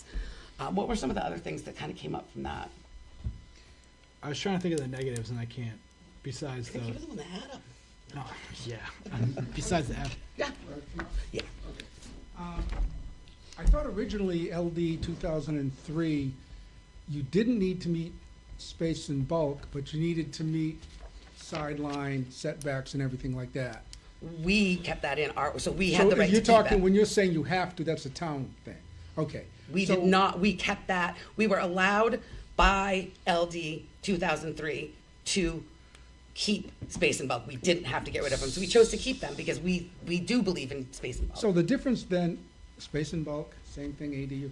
The difference between it being a 2-unit and an ADU is because a 2-unit you can rent out and an ADU. So A 2-unit where it would require 2 building lots, essentially. So if it's a 2-acre zone, it would, okay, then but you need 4 acres. but sometimes in the 2-acre zone, isn't it? Okay, it's a 2-acre zone minimum, 80,000 square feet, or it might say, or 40 or 60,000 square feet per unit. But the way the town has it is, each unit that you're going to have there has to have the 2 acres. You know what I'm saying? I think we changed. I look at a lot of feel like we zoning changed ordinances. that. Some say it's a 60,000 square foot zone or 40,000 square feet per unit, meaning, okay, if I get 80,000. I thought we were allowed to put 2 units on Yeah, a 2-acre lot. Yeah, You can put a duplex on a 2-acre lot. That's recently changed. We changed that. You can do that, yes. You can. That's what I take that But you back. can't Yes. also put an ADU. No, you can't put it.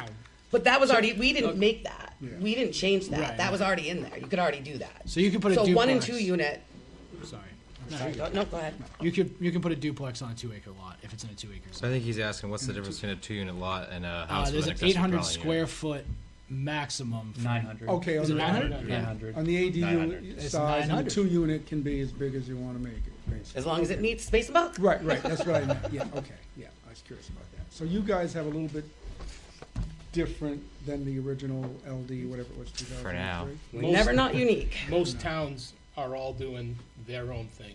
Yeah, which is good. They've gone everything from as low as, I've seen them as low as 400, 400 square feet up to 1,200, I think, but most of them are under 1,000 square feet. I know when I lived in Gorham, we wanted to do one above our garage. I roughed it and I never did it. I think it was 660 square feet, and I measured that. Hey, it's 592 square feet. I'm on the Board of Appeals. I know how big, but a lot of people push that. Yeah. I mean, you know, and then nobody goes back and measures it. So guess what? You got to put a wall here or something. But, okay, thank Are we you. at 900? Yeah. Oh, I don't know why we thought 800. We went, yeah, I don't know. We went back and forth for a while. A and lot on that one. Come on up. I said what you just said is really interesting. He said that a lot of people don't go back and check and make sure that it's the right size. How then would we police that it's actually being rented to a family member? That is a brilliant point. I get yelled at when I bring that up. Particularly around the fact that we don't have a police department Right. to, and I've also been on record as feeling that family in this day and age looks a lot different than what family looked like 50 years ago. And I don't want to be in the position of telling you that your family doesn't look like what I think it should look like, so therefore you're not allowed to do something. Yeah, we're gonna So I really, so we actually, in the last round of zoning ordinance changes, we took everything that said, we had some ordinance that said things like, this is, something's designed for one family. I think we took that out. And so now no one's actually counting whether or not you're a family. So would you all agree then that it is fairly, you're not able to police this rule if it was to? We don't police anyway. We're But trying to figure out. No one would be able Well, to. it relies reasonably. on your neighbor to make a complaint, or somebody to make a complaint to code enforcement. Code enforcement would go out and check, just like any complaint. How would they check? So you would look at so there's residency requirement, right? So in order to be a Maine resident, you have to live in Maine 251 days a year, or whatever it is. I don't know what the exact days are, because I only live in Maine. So someone would have to go out and follow that trail. Then maybe hire a private investigator so that you can confirm that the 250, that the person's really not living at that, or really is living at that location for 274 days, and that does, and that is, or the opposite, for only 200 days, and they have to be 250. It would get very complicated, and I couldn't imagine a situation where we would want to spend the money as a town on enforcing something like that. So then what would be the point of including it? If it's not enforceable? The saleability of it, if you want my personal opinion. Saleability It's to of the deter land the later, city. or Everybody can put in an apartment if they want and just rent it, and we'll just put 2 units on every single lot in the town of Hollis and call it good. and some people on the board don't think that's a good idea, and some of us think that's a fine idea. And that's why we said, let's put it to public. Well, so LD 2003, and I'm not sure if it did originally start off being rented to family or not, it doesn't matter, but the way that it ended, and I went to a conference on this, so, and I spoke to the people who put it into law, especially from the lending standpoint, on how to actually make this happen for people, because they do have to pay to make these units as well. And basically, the housing crisis in Maine and in the nation in general is specific to zoning. We don't have a shortage of land here in Maine to build on. It is crippling zoning laws that are leading to the housing crisis.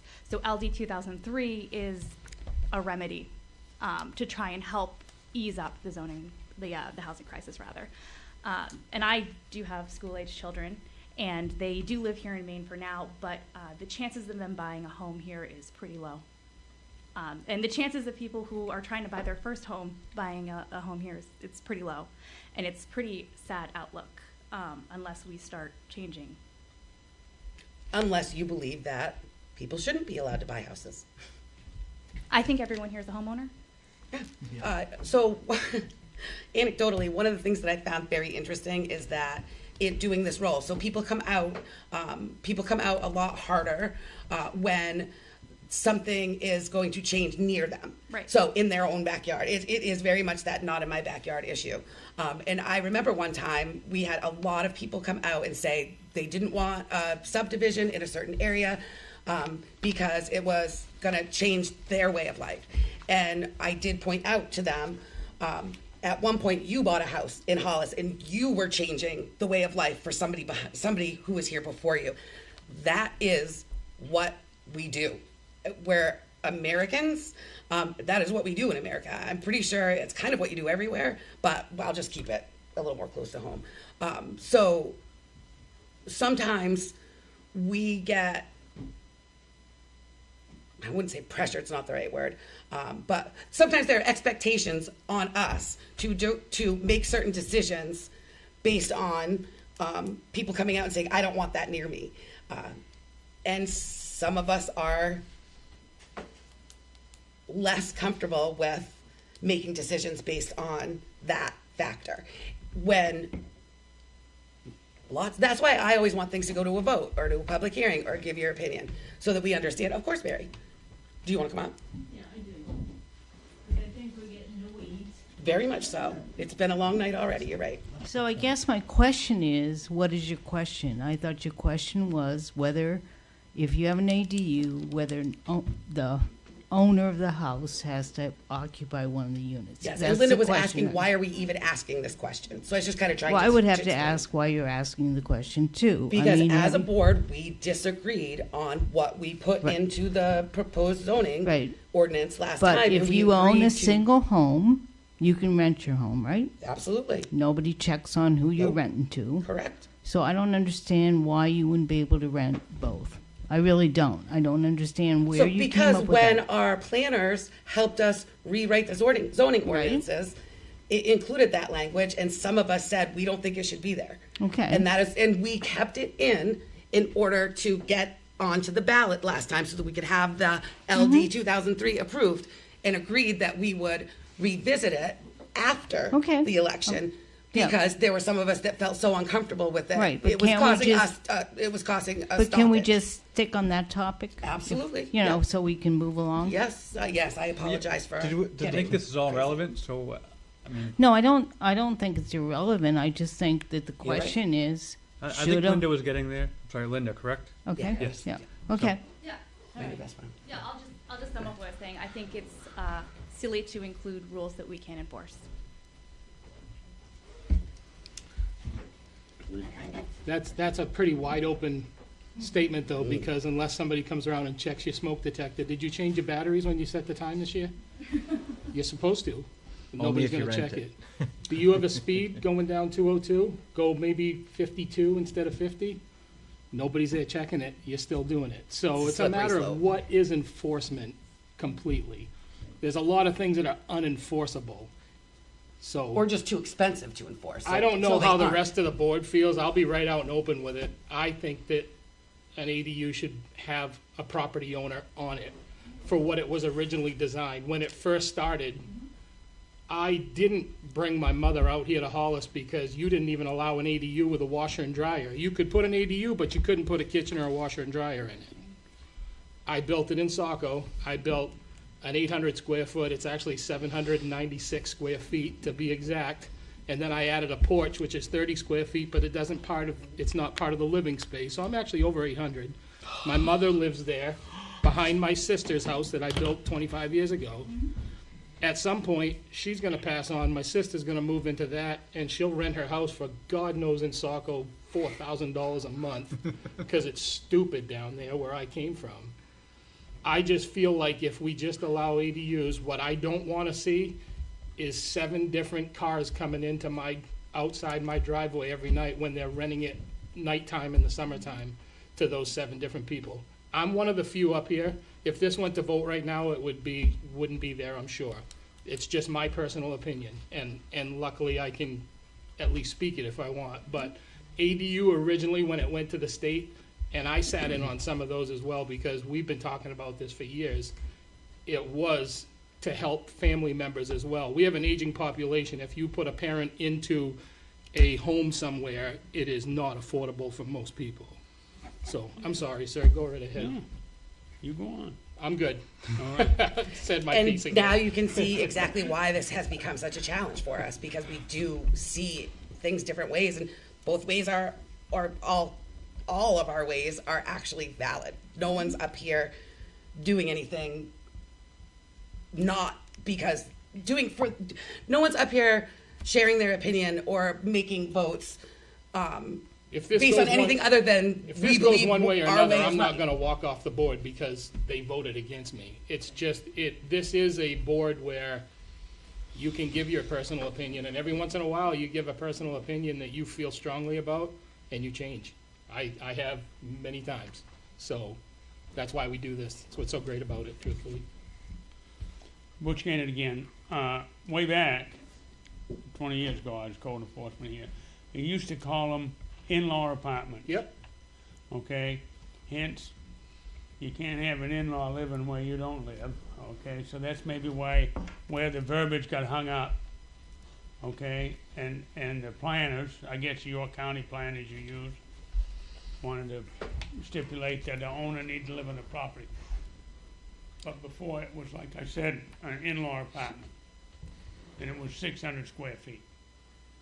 And I don't remember that you couldn't have a washer and dryer in. It was Oh, just you one of couldn't those. even have you couldn't have a stove, I think was one of them. Yeah, there was a couple of silly things that Yep. that was a reason we didn't do it. But again, each town can do their own form of coding, whatever they choose, even over the state. I was a private contractor for 20 years. If the code enforcement officer says you got to have a sprinkler system and it's not state approved, you still have to do it if your local code says it. We've been overridden before many times by our local code as to what's in. Saco bumped up their ADU now, which they would have 2 years ago. They bumped it up to 1,000 square feet, I believe, but it is still an owner-occupied property. That's a wording that's kind of wide open. Owner-occupied property. Doesn't say you gotta be living in the house, it has to be an owner-occupied. It's kind of a wide open thing. You could go to Florida for 6 months, rent your house out for 6 months, and come back, and it's really an owner-occupied property still, kind of. Well, you can do it for Unless you get the 5 permit. months and 29 days. Exactly, Unless you get the permit. right. You got a hand? Awesome. You got like a little I piece of love the paper now? sign. I like the I sign. me too. Hello. Hi, Christy. Hi.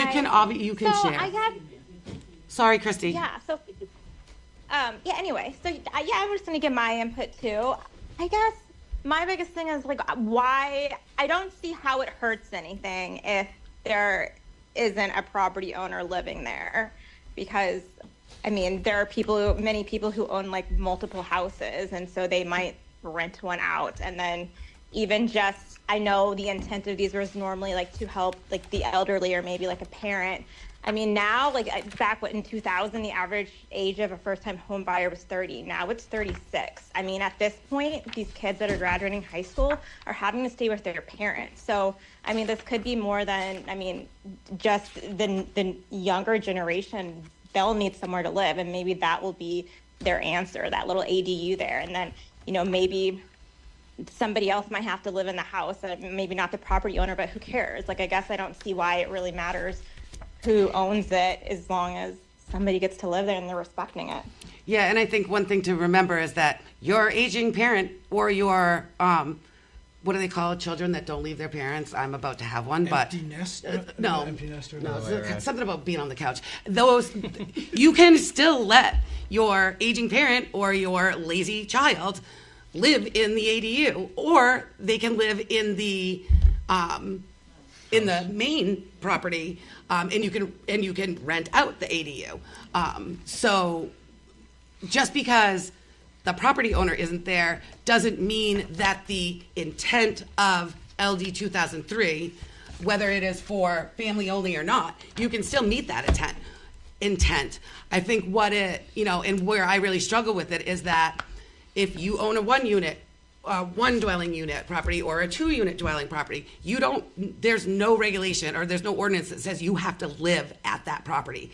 And I am hesitant to put more or stronger requirements on a person that owns a property with an ADU, than on a property owner that doesn't.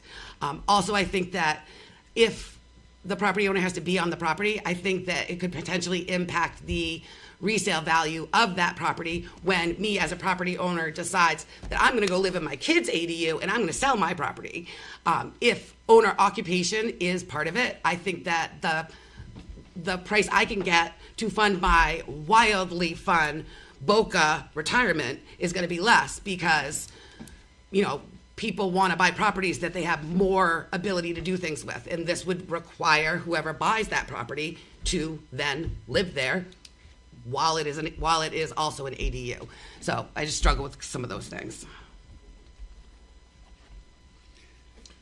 Seth, you're pretty quiet. Oh, I'm just. I firmly believe that ADUs, well, the property has to be owner occupied, and that you can rent the ADU out to a family member, to Joe Schmuck down the road.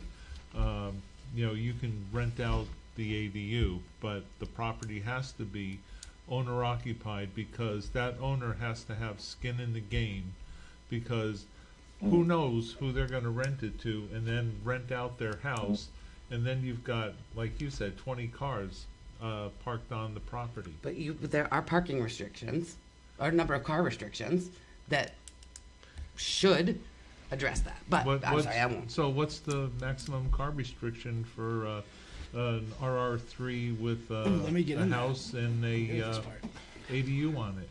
What's the restriction? I don't believe there is a restriction, Okay. as long as they're registered and insured. Absolutely. So you could have 20 people living in the main property and 3 in the ADU. But I can do that now. Like, I can go to my house, and I don't know if you've driven by my house. There's quite a few cars. How many are for sale, though? He gets it. I have a 2-unit in Lewiston, and my lease says 2 cars per apartment. I go and check on my property once a week now, but I did once a month before. And if I didn't, I'd pay a property management company, and when I get a complaint from one tenant about the other tenant, that tenant goes. But these are all choices that you get to make. No one told you have to go check on your property every week. Lewiston does have rules. The police will come if you're packing up the street and you get complaints from the neighbors. We have some more comments from Zoom. Awesome. Hey, Christy. I have a question.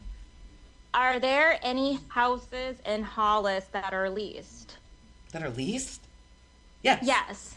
Yes, but we Okay, wouldn't so necessarily what is the know difference that between because those? you don't have to register with anyone if you lease your house out to someone, to my knowledge. So what's the difference between those houses being leased and an ADU and the actual property being leased? I guess what's the difference? You're kind of assuming that whoever is going to live in that main house, they're a hoodlum compared to any other house renter. I guess I just don't really understand how those two tie together. So if this was to go to vote right now, and I was if I was the tiebreaker, as I've unfortunately set myself up to be, I don't think I would change it. And that is the reason this is here tonight, because the board is strict. 50-50 on this, and we're hoping for the town to kind of push us in one direction or another. It seems the town is leaning to remove it, which I was 60-40 in Dawn's direction before the meeting. Probably personally still am, but with the town's input, I would probably sway that vote to remove it, only because the input from the town tonight has suggested that. And the reason I say that is I think that this kind of goes into the next topic, but adding ADUs to every property it could potentially put a big growth in Hollis without the tax income to go to the schools to support them. Obviously, we can't tell if they're going to be school-age children in these ADUs, but we can only assume that there's gonna be if we have younger population hopefully moving to the town. So it's my problems with it are multi-pronged. I think there's multiple solutions to that. You know, whether ADUs is the issue or no business is the issue.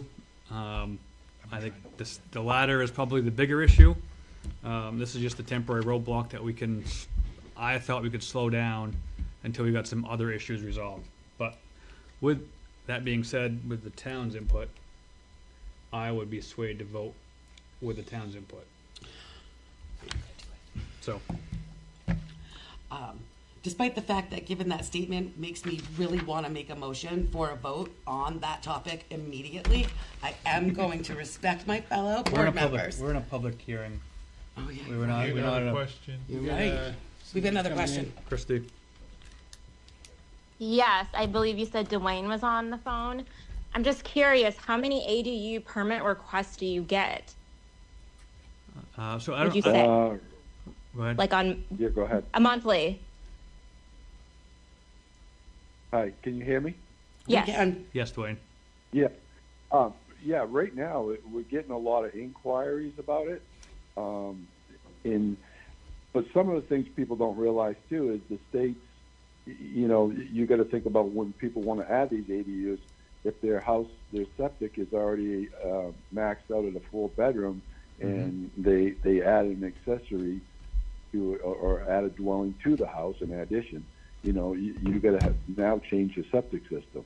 And if you do it a detached structure, it automatically adds 2 bedrooms to your system. So a lot of people aren't thinking about that. So we're getting a lot of information out about it, a lot of inquiries. But right now, I think I want to say only 2 or 3 that I know of. And Christy, I Dwayne, think before LD 2003, what could we have them at all? An in-law apartment, I'm guessing. ADU, yes. Right? Yeah, before the 2003, exactly. It was just like Bush said, it was an in-law apartment, and I'm pretty sure that there was even a stipulation back then. It was 600 square feet, and you couldn't even have anything larger than a 10 cubic foot refrigerator. No stove. I just could have a microwave. There was some weird restrictions on cooking, cooking devices and such. Yeah. You know what? I do think that we're still a little premature with the new LD 2003 to get any accurate information. It's only been on the books for 2 months in Town of Hollis as it currently sits. Well, should we invite one of the writers? I know one in Biddeford. Ooh, I got my girl Hillary. She'll come. Well, I think unless anybody else would like to speak on the topic, Seth. So what about the tax burden? Occupancy permits. Are the taxes going to go up on a lot that has an ADU? Do an occupancy permit that has to be renewed every 2 years by the landowner. So there's permit fee. Do we issue occupancy permits Yes. on ADUs? Yes. And do these? Yeah. So it's part of the property assessment, which would mean the property would be more valuable with an ADU on it. So we would generate more tax. But I don't think that has anything to do with whether or not the owner lives there. No.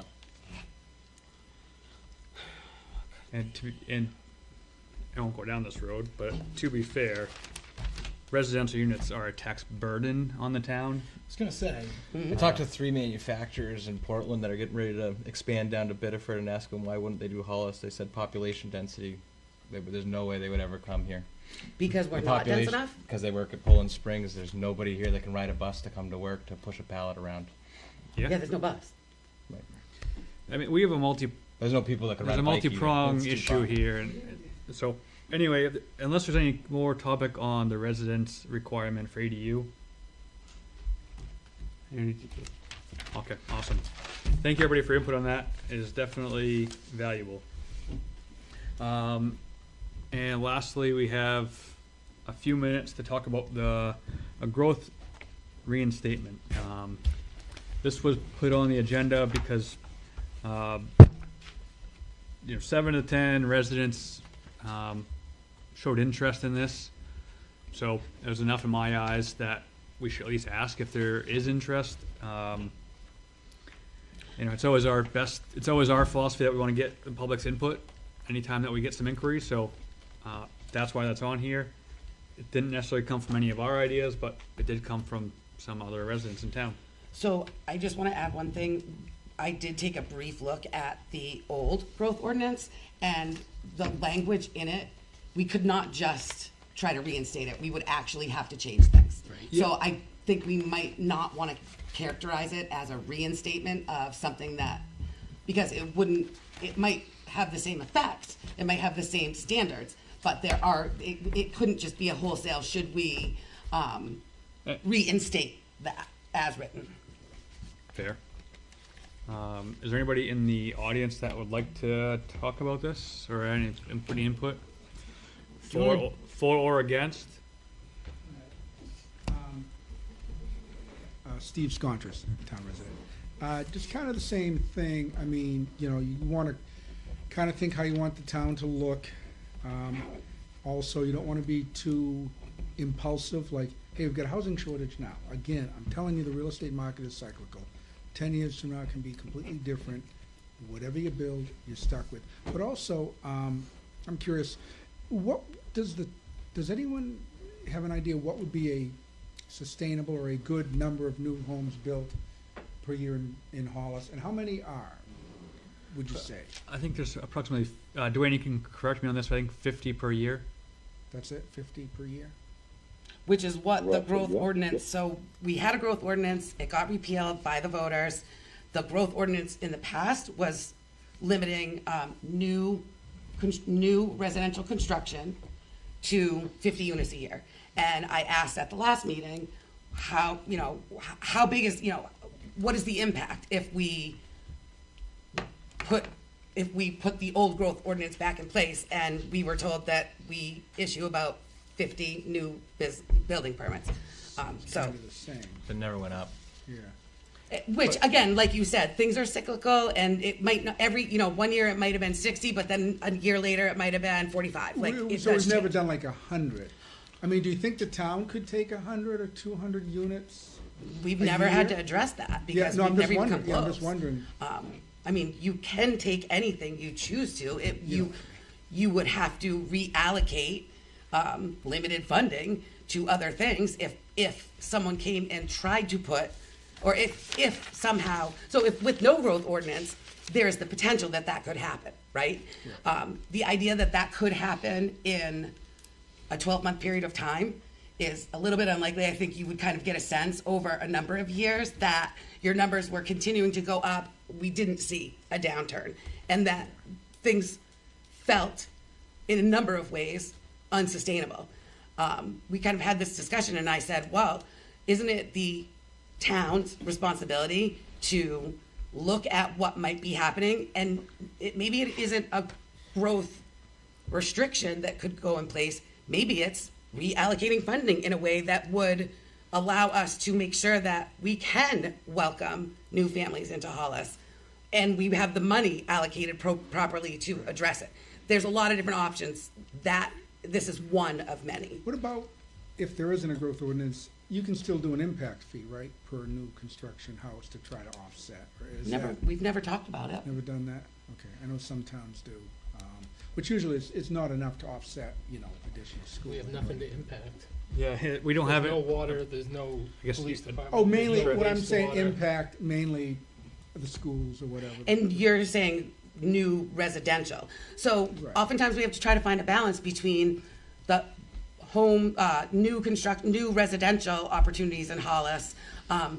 We can't only have houses that most working class Mainers can't afford. I don't want to live in a town where only people that can afford expensive homes that require long roads and sprinkler systems, and you have to pay someone to stand in line to get your building permit on January 1st, which is something that that was still going on when I first moved to town, but I can remember. That used to happen in Dayton all the time. Yep. Number of years. So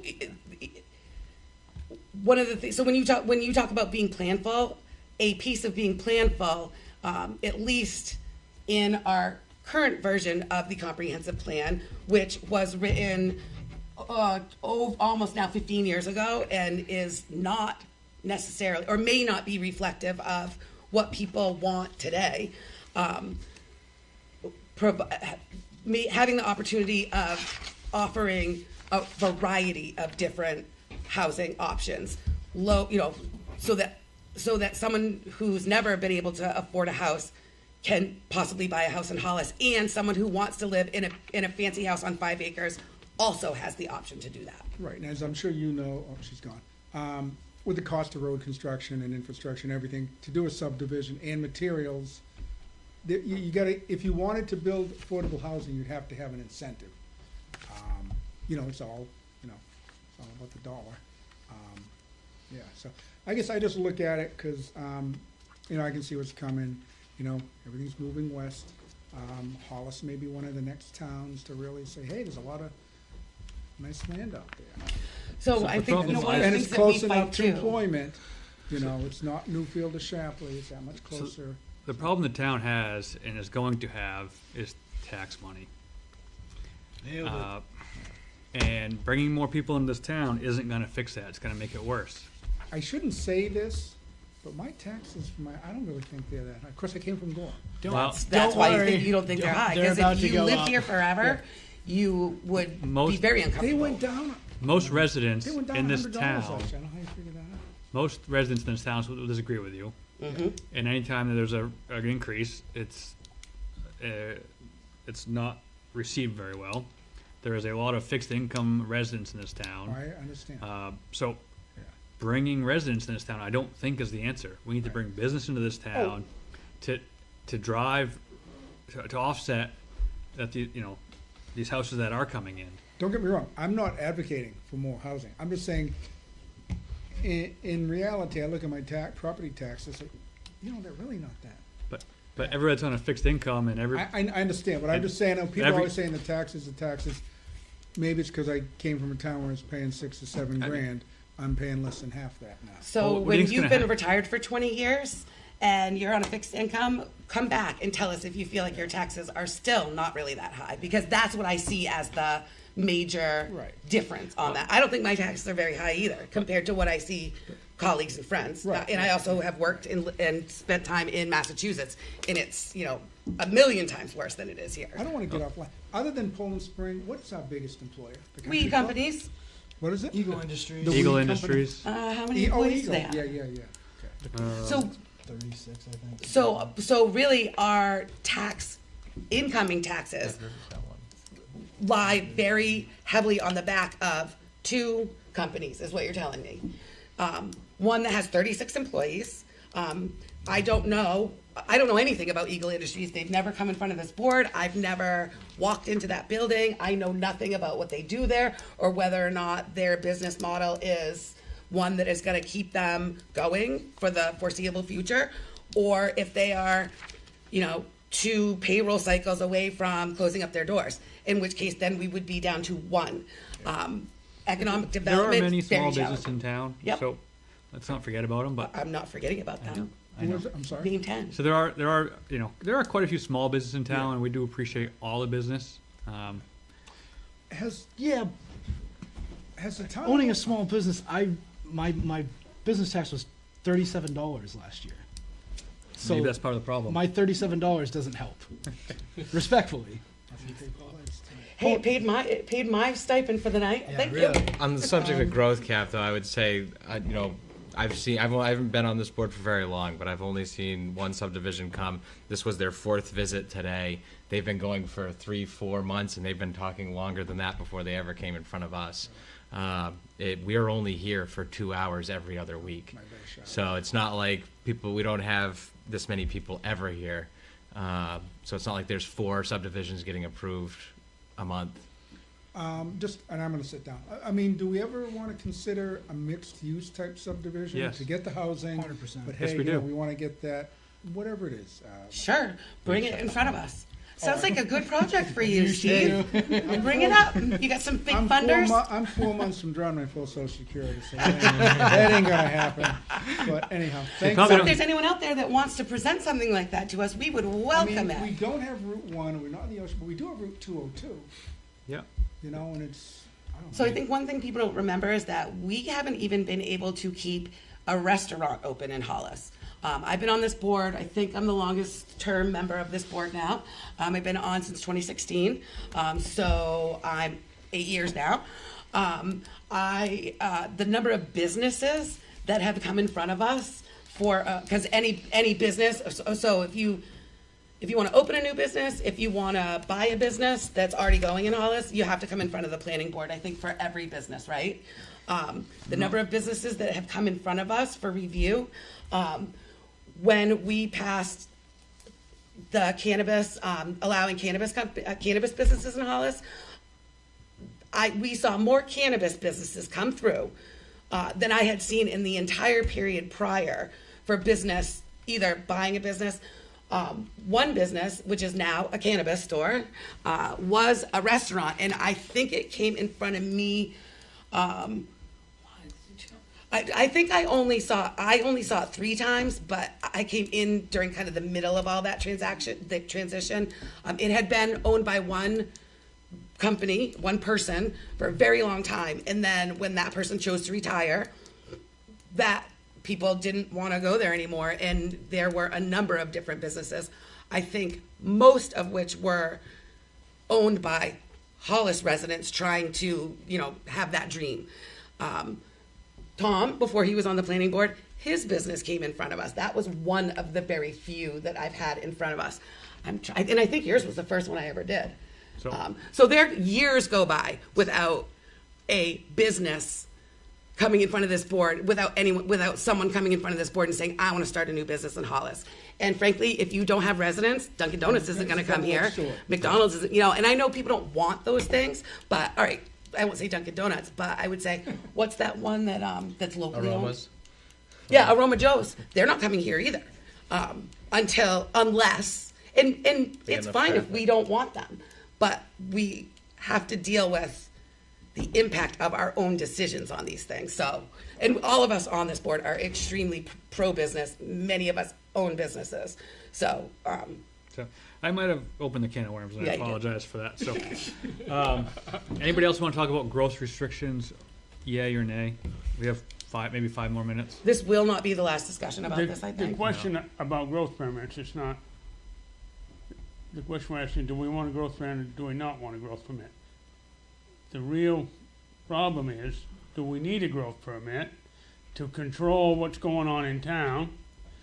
The last time the growth permit was enacted, we had several subdivisions. We had probably 25 housing lots, okay? I mean, it was going wide open. We got a growth ordinance, and the cost of lots went up wicked. I mean wicked. Just because everybody couldn't build. We had growth permit, we had, you build a home, the spec home. We had so many spec permits, we had so many permits otherwise. We had your sons, daughters, or whatever wanted to build a home in town, they could do that and they didn't need a growth permit. Okay? But we got the growth permit because we had to control what was going on in town for tax purposes. And the whole idea of the taxes is you come to town meeting and you pass everything on the warrant, you gotta pay for it. Yep. Taxes only go up when the residents spend the money, so, but the growth ordinance may need it if we need to address growth. I mean, this building is crazy all over the country, and there's a lot of building here in Hollis. Well, the number of permits issued does not seem to reflect that. So I don't know how people are building without permits, but, and again, I think it would be very helpful if maybe we could get Dwayne in or Angela in accessing some of the data so that we can have a real understanding. So we just dealt with it tonight. You feel like growth is you are indicating that you may feel that growth is out of control in Hollis, or it's going gangbusters. I stated, I don't think it looks any different. And I've been here for 25, almost 30 years. So I'm not a 5-year baby like you are. I am at least a teenager. In the terms of the, you know, Probably depends on the area of Yeah. Hollis too. in For terms of the sprawling. people. But that's why I always want to look at the numbers. When you were code enforcement officer, was the growth ordinance in place or not yet? It wasn't in place when I was first here. It came in place afterwards. So When there was you- 25, you were getting 25 permit requests. Yeah, yeah. And at that time, were we issuing 50 permits a year? I think, Does I think 50 was what we wanted to do, was our limit that we picked. But every year we didn't issue 50. No, probably not, but every year we had a wicked line over there waiting for growth permits. But that's only because of the way that we doled them out. So it doesn't make any difference how you dole them out. If you say you're gonna do it Friday night, they're gonna be lined up Wednesday night. Right. Okay, it doesn't make any difference what you do, how you do it. Right. Thank you. Yeah. Thank you, But in Butch. the end, we only got the number of applicants for the number of permits that we had. Yeah, thank you, Heather. Anybody else from the audience like to speak on this? This won't be the last time we talk, even just to give a yes or no. Hearing none. Looking for a motion to Motion to adjourn. end public hearing and return to planning board meeting. Motion to end public hearing and return to planning board meeting. Second. Nick? Yes. Yes. Yes. Yes. Yes. Yes, so moved. Motion to adjourn. You got a plan for the next meeting? Fine. Come on. All right, so. Well, Angela's not here, so we don't know if we have anything coming. Yeah, so Might be miscellaneous, we do have an open planning board position. Please join the planning board, we definitely need more help. We have, Someone's gonna reel me in. yeah, we definitely have some big goals for next year. Hopefully, our goal is to work on the use table definitions, so, definitely a chance to, anybody that wants to join, definitely a chance to make some big impact on performance standards that we're going to be looking at changing or updating at least in the zoning ordinance. It's really exciting stuff, guys. Really exciting. Tommy will bring pizza. I'll bring pizza. Next, we have a solar project coming down the channel shortly. It's great. So next meeting is our last meeting to finalize any ordinance changes to go on the November ballot. Will we vote at that time on 635 and growth and So we can discuss 635 in a planning board setting. What's 635, just remind me? ADU residential requirements. So we're gonna discuss, and growth? Was that up for vote? Why we put a public hearing or? No, I don't think we're there yet with growth. agree. Number one, next meeting will be Evelyn's Way, hopefully, as long as we hear back from our town attorneys. Then we'll discuss 6.3.5. And then we'll review our ordinance changes, make sure we're all good with anything that we're looking to put on the November warrant. I mean, we kinda did that last time, right? I feel like we kind of put a pin in anything that we've already done, but maybe we should look back. Before they go on the warrant, I'd like to look at it one last Okay. time, All right. just to make sure that we're all very familiar with what we're changing or proposing to change. That's what I have. Perfect. Absolutely. Oh, yeah. We did have, I take that back, we did have a late addition to the meeting today. We had some memorandum from the select board that was dropped off today. Yep. Unfortunately, So- it was dropped off a little late, we didn't have a chance to look Right. at it. But if you could look at that and address next meeting, it's a requirement by the state. We will look at Thank you for this, explaining that. we will have these on the next meeting. Thank you. So Mary, are you saying that the state They changed had the a- law, or were we they had- already not? We were, the state had a legal case go forward that they said you couldn't have a 2/3 vote, you have a majority vote, so, Okay. On any- So, recommendations. You can't do the 2/3, that you're making choices for the legislative body that you would have to vote on every year, and they had a court case go before the legal people, and they said you can't. So this is a vote not about planning board No, it's an decisions, it's a Zoning bigger. zoning ordinance. Okay. Yeah. And then we'll check on the 60 and 90 days, because everything, we got something back, and I'll send it to you from MMA today that says that you don't have to have 2 public hearings. And it doesn't specify a time frame. It just that if it's going to be on a secret ballot, you have to have it to the select board 60 days before the warrant, just like we have to. So I'll send you that information. That would be Thank you. awesome. We just got it this morning, so. So the 2/3 that was written in here, was that specific only to certain changes, or was that Ordinance amendments. Ordinance amendments. zoning ordinance only? Yes. Okay, Yeah. got it. Okay, I do remember this. So I'll Yeah, check I on remember those this. things and send you what MMA sent me today. 1.5.1 is straight out of the zoning ordinance. Okay, I do remember, Thanks. now I remember what you're talking about. Thank you, Mary. Awesome. With that, looking for motion to adjourn. Motion to adjourn. All in favor? Aye. So Yes. moved.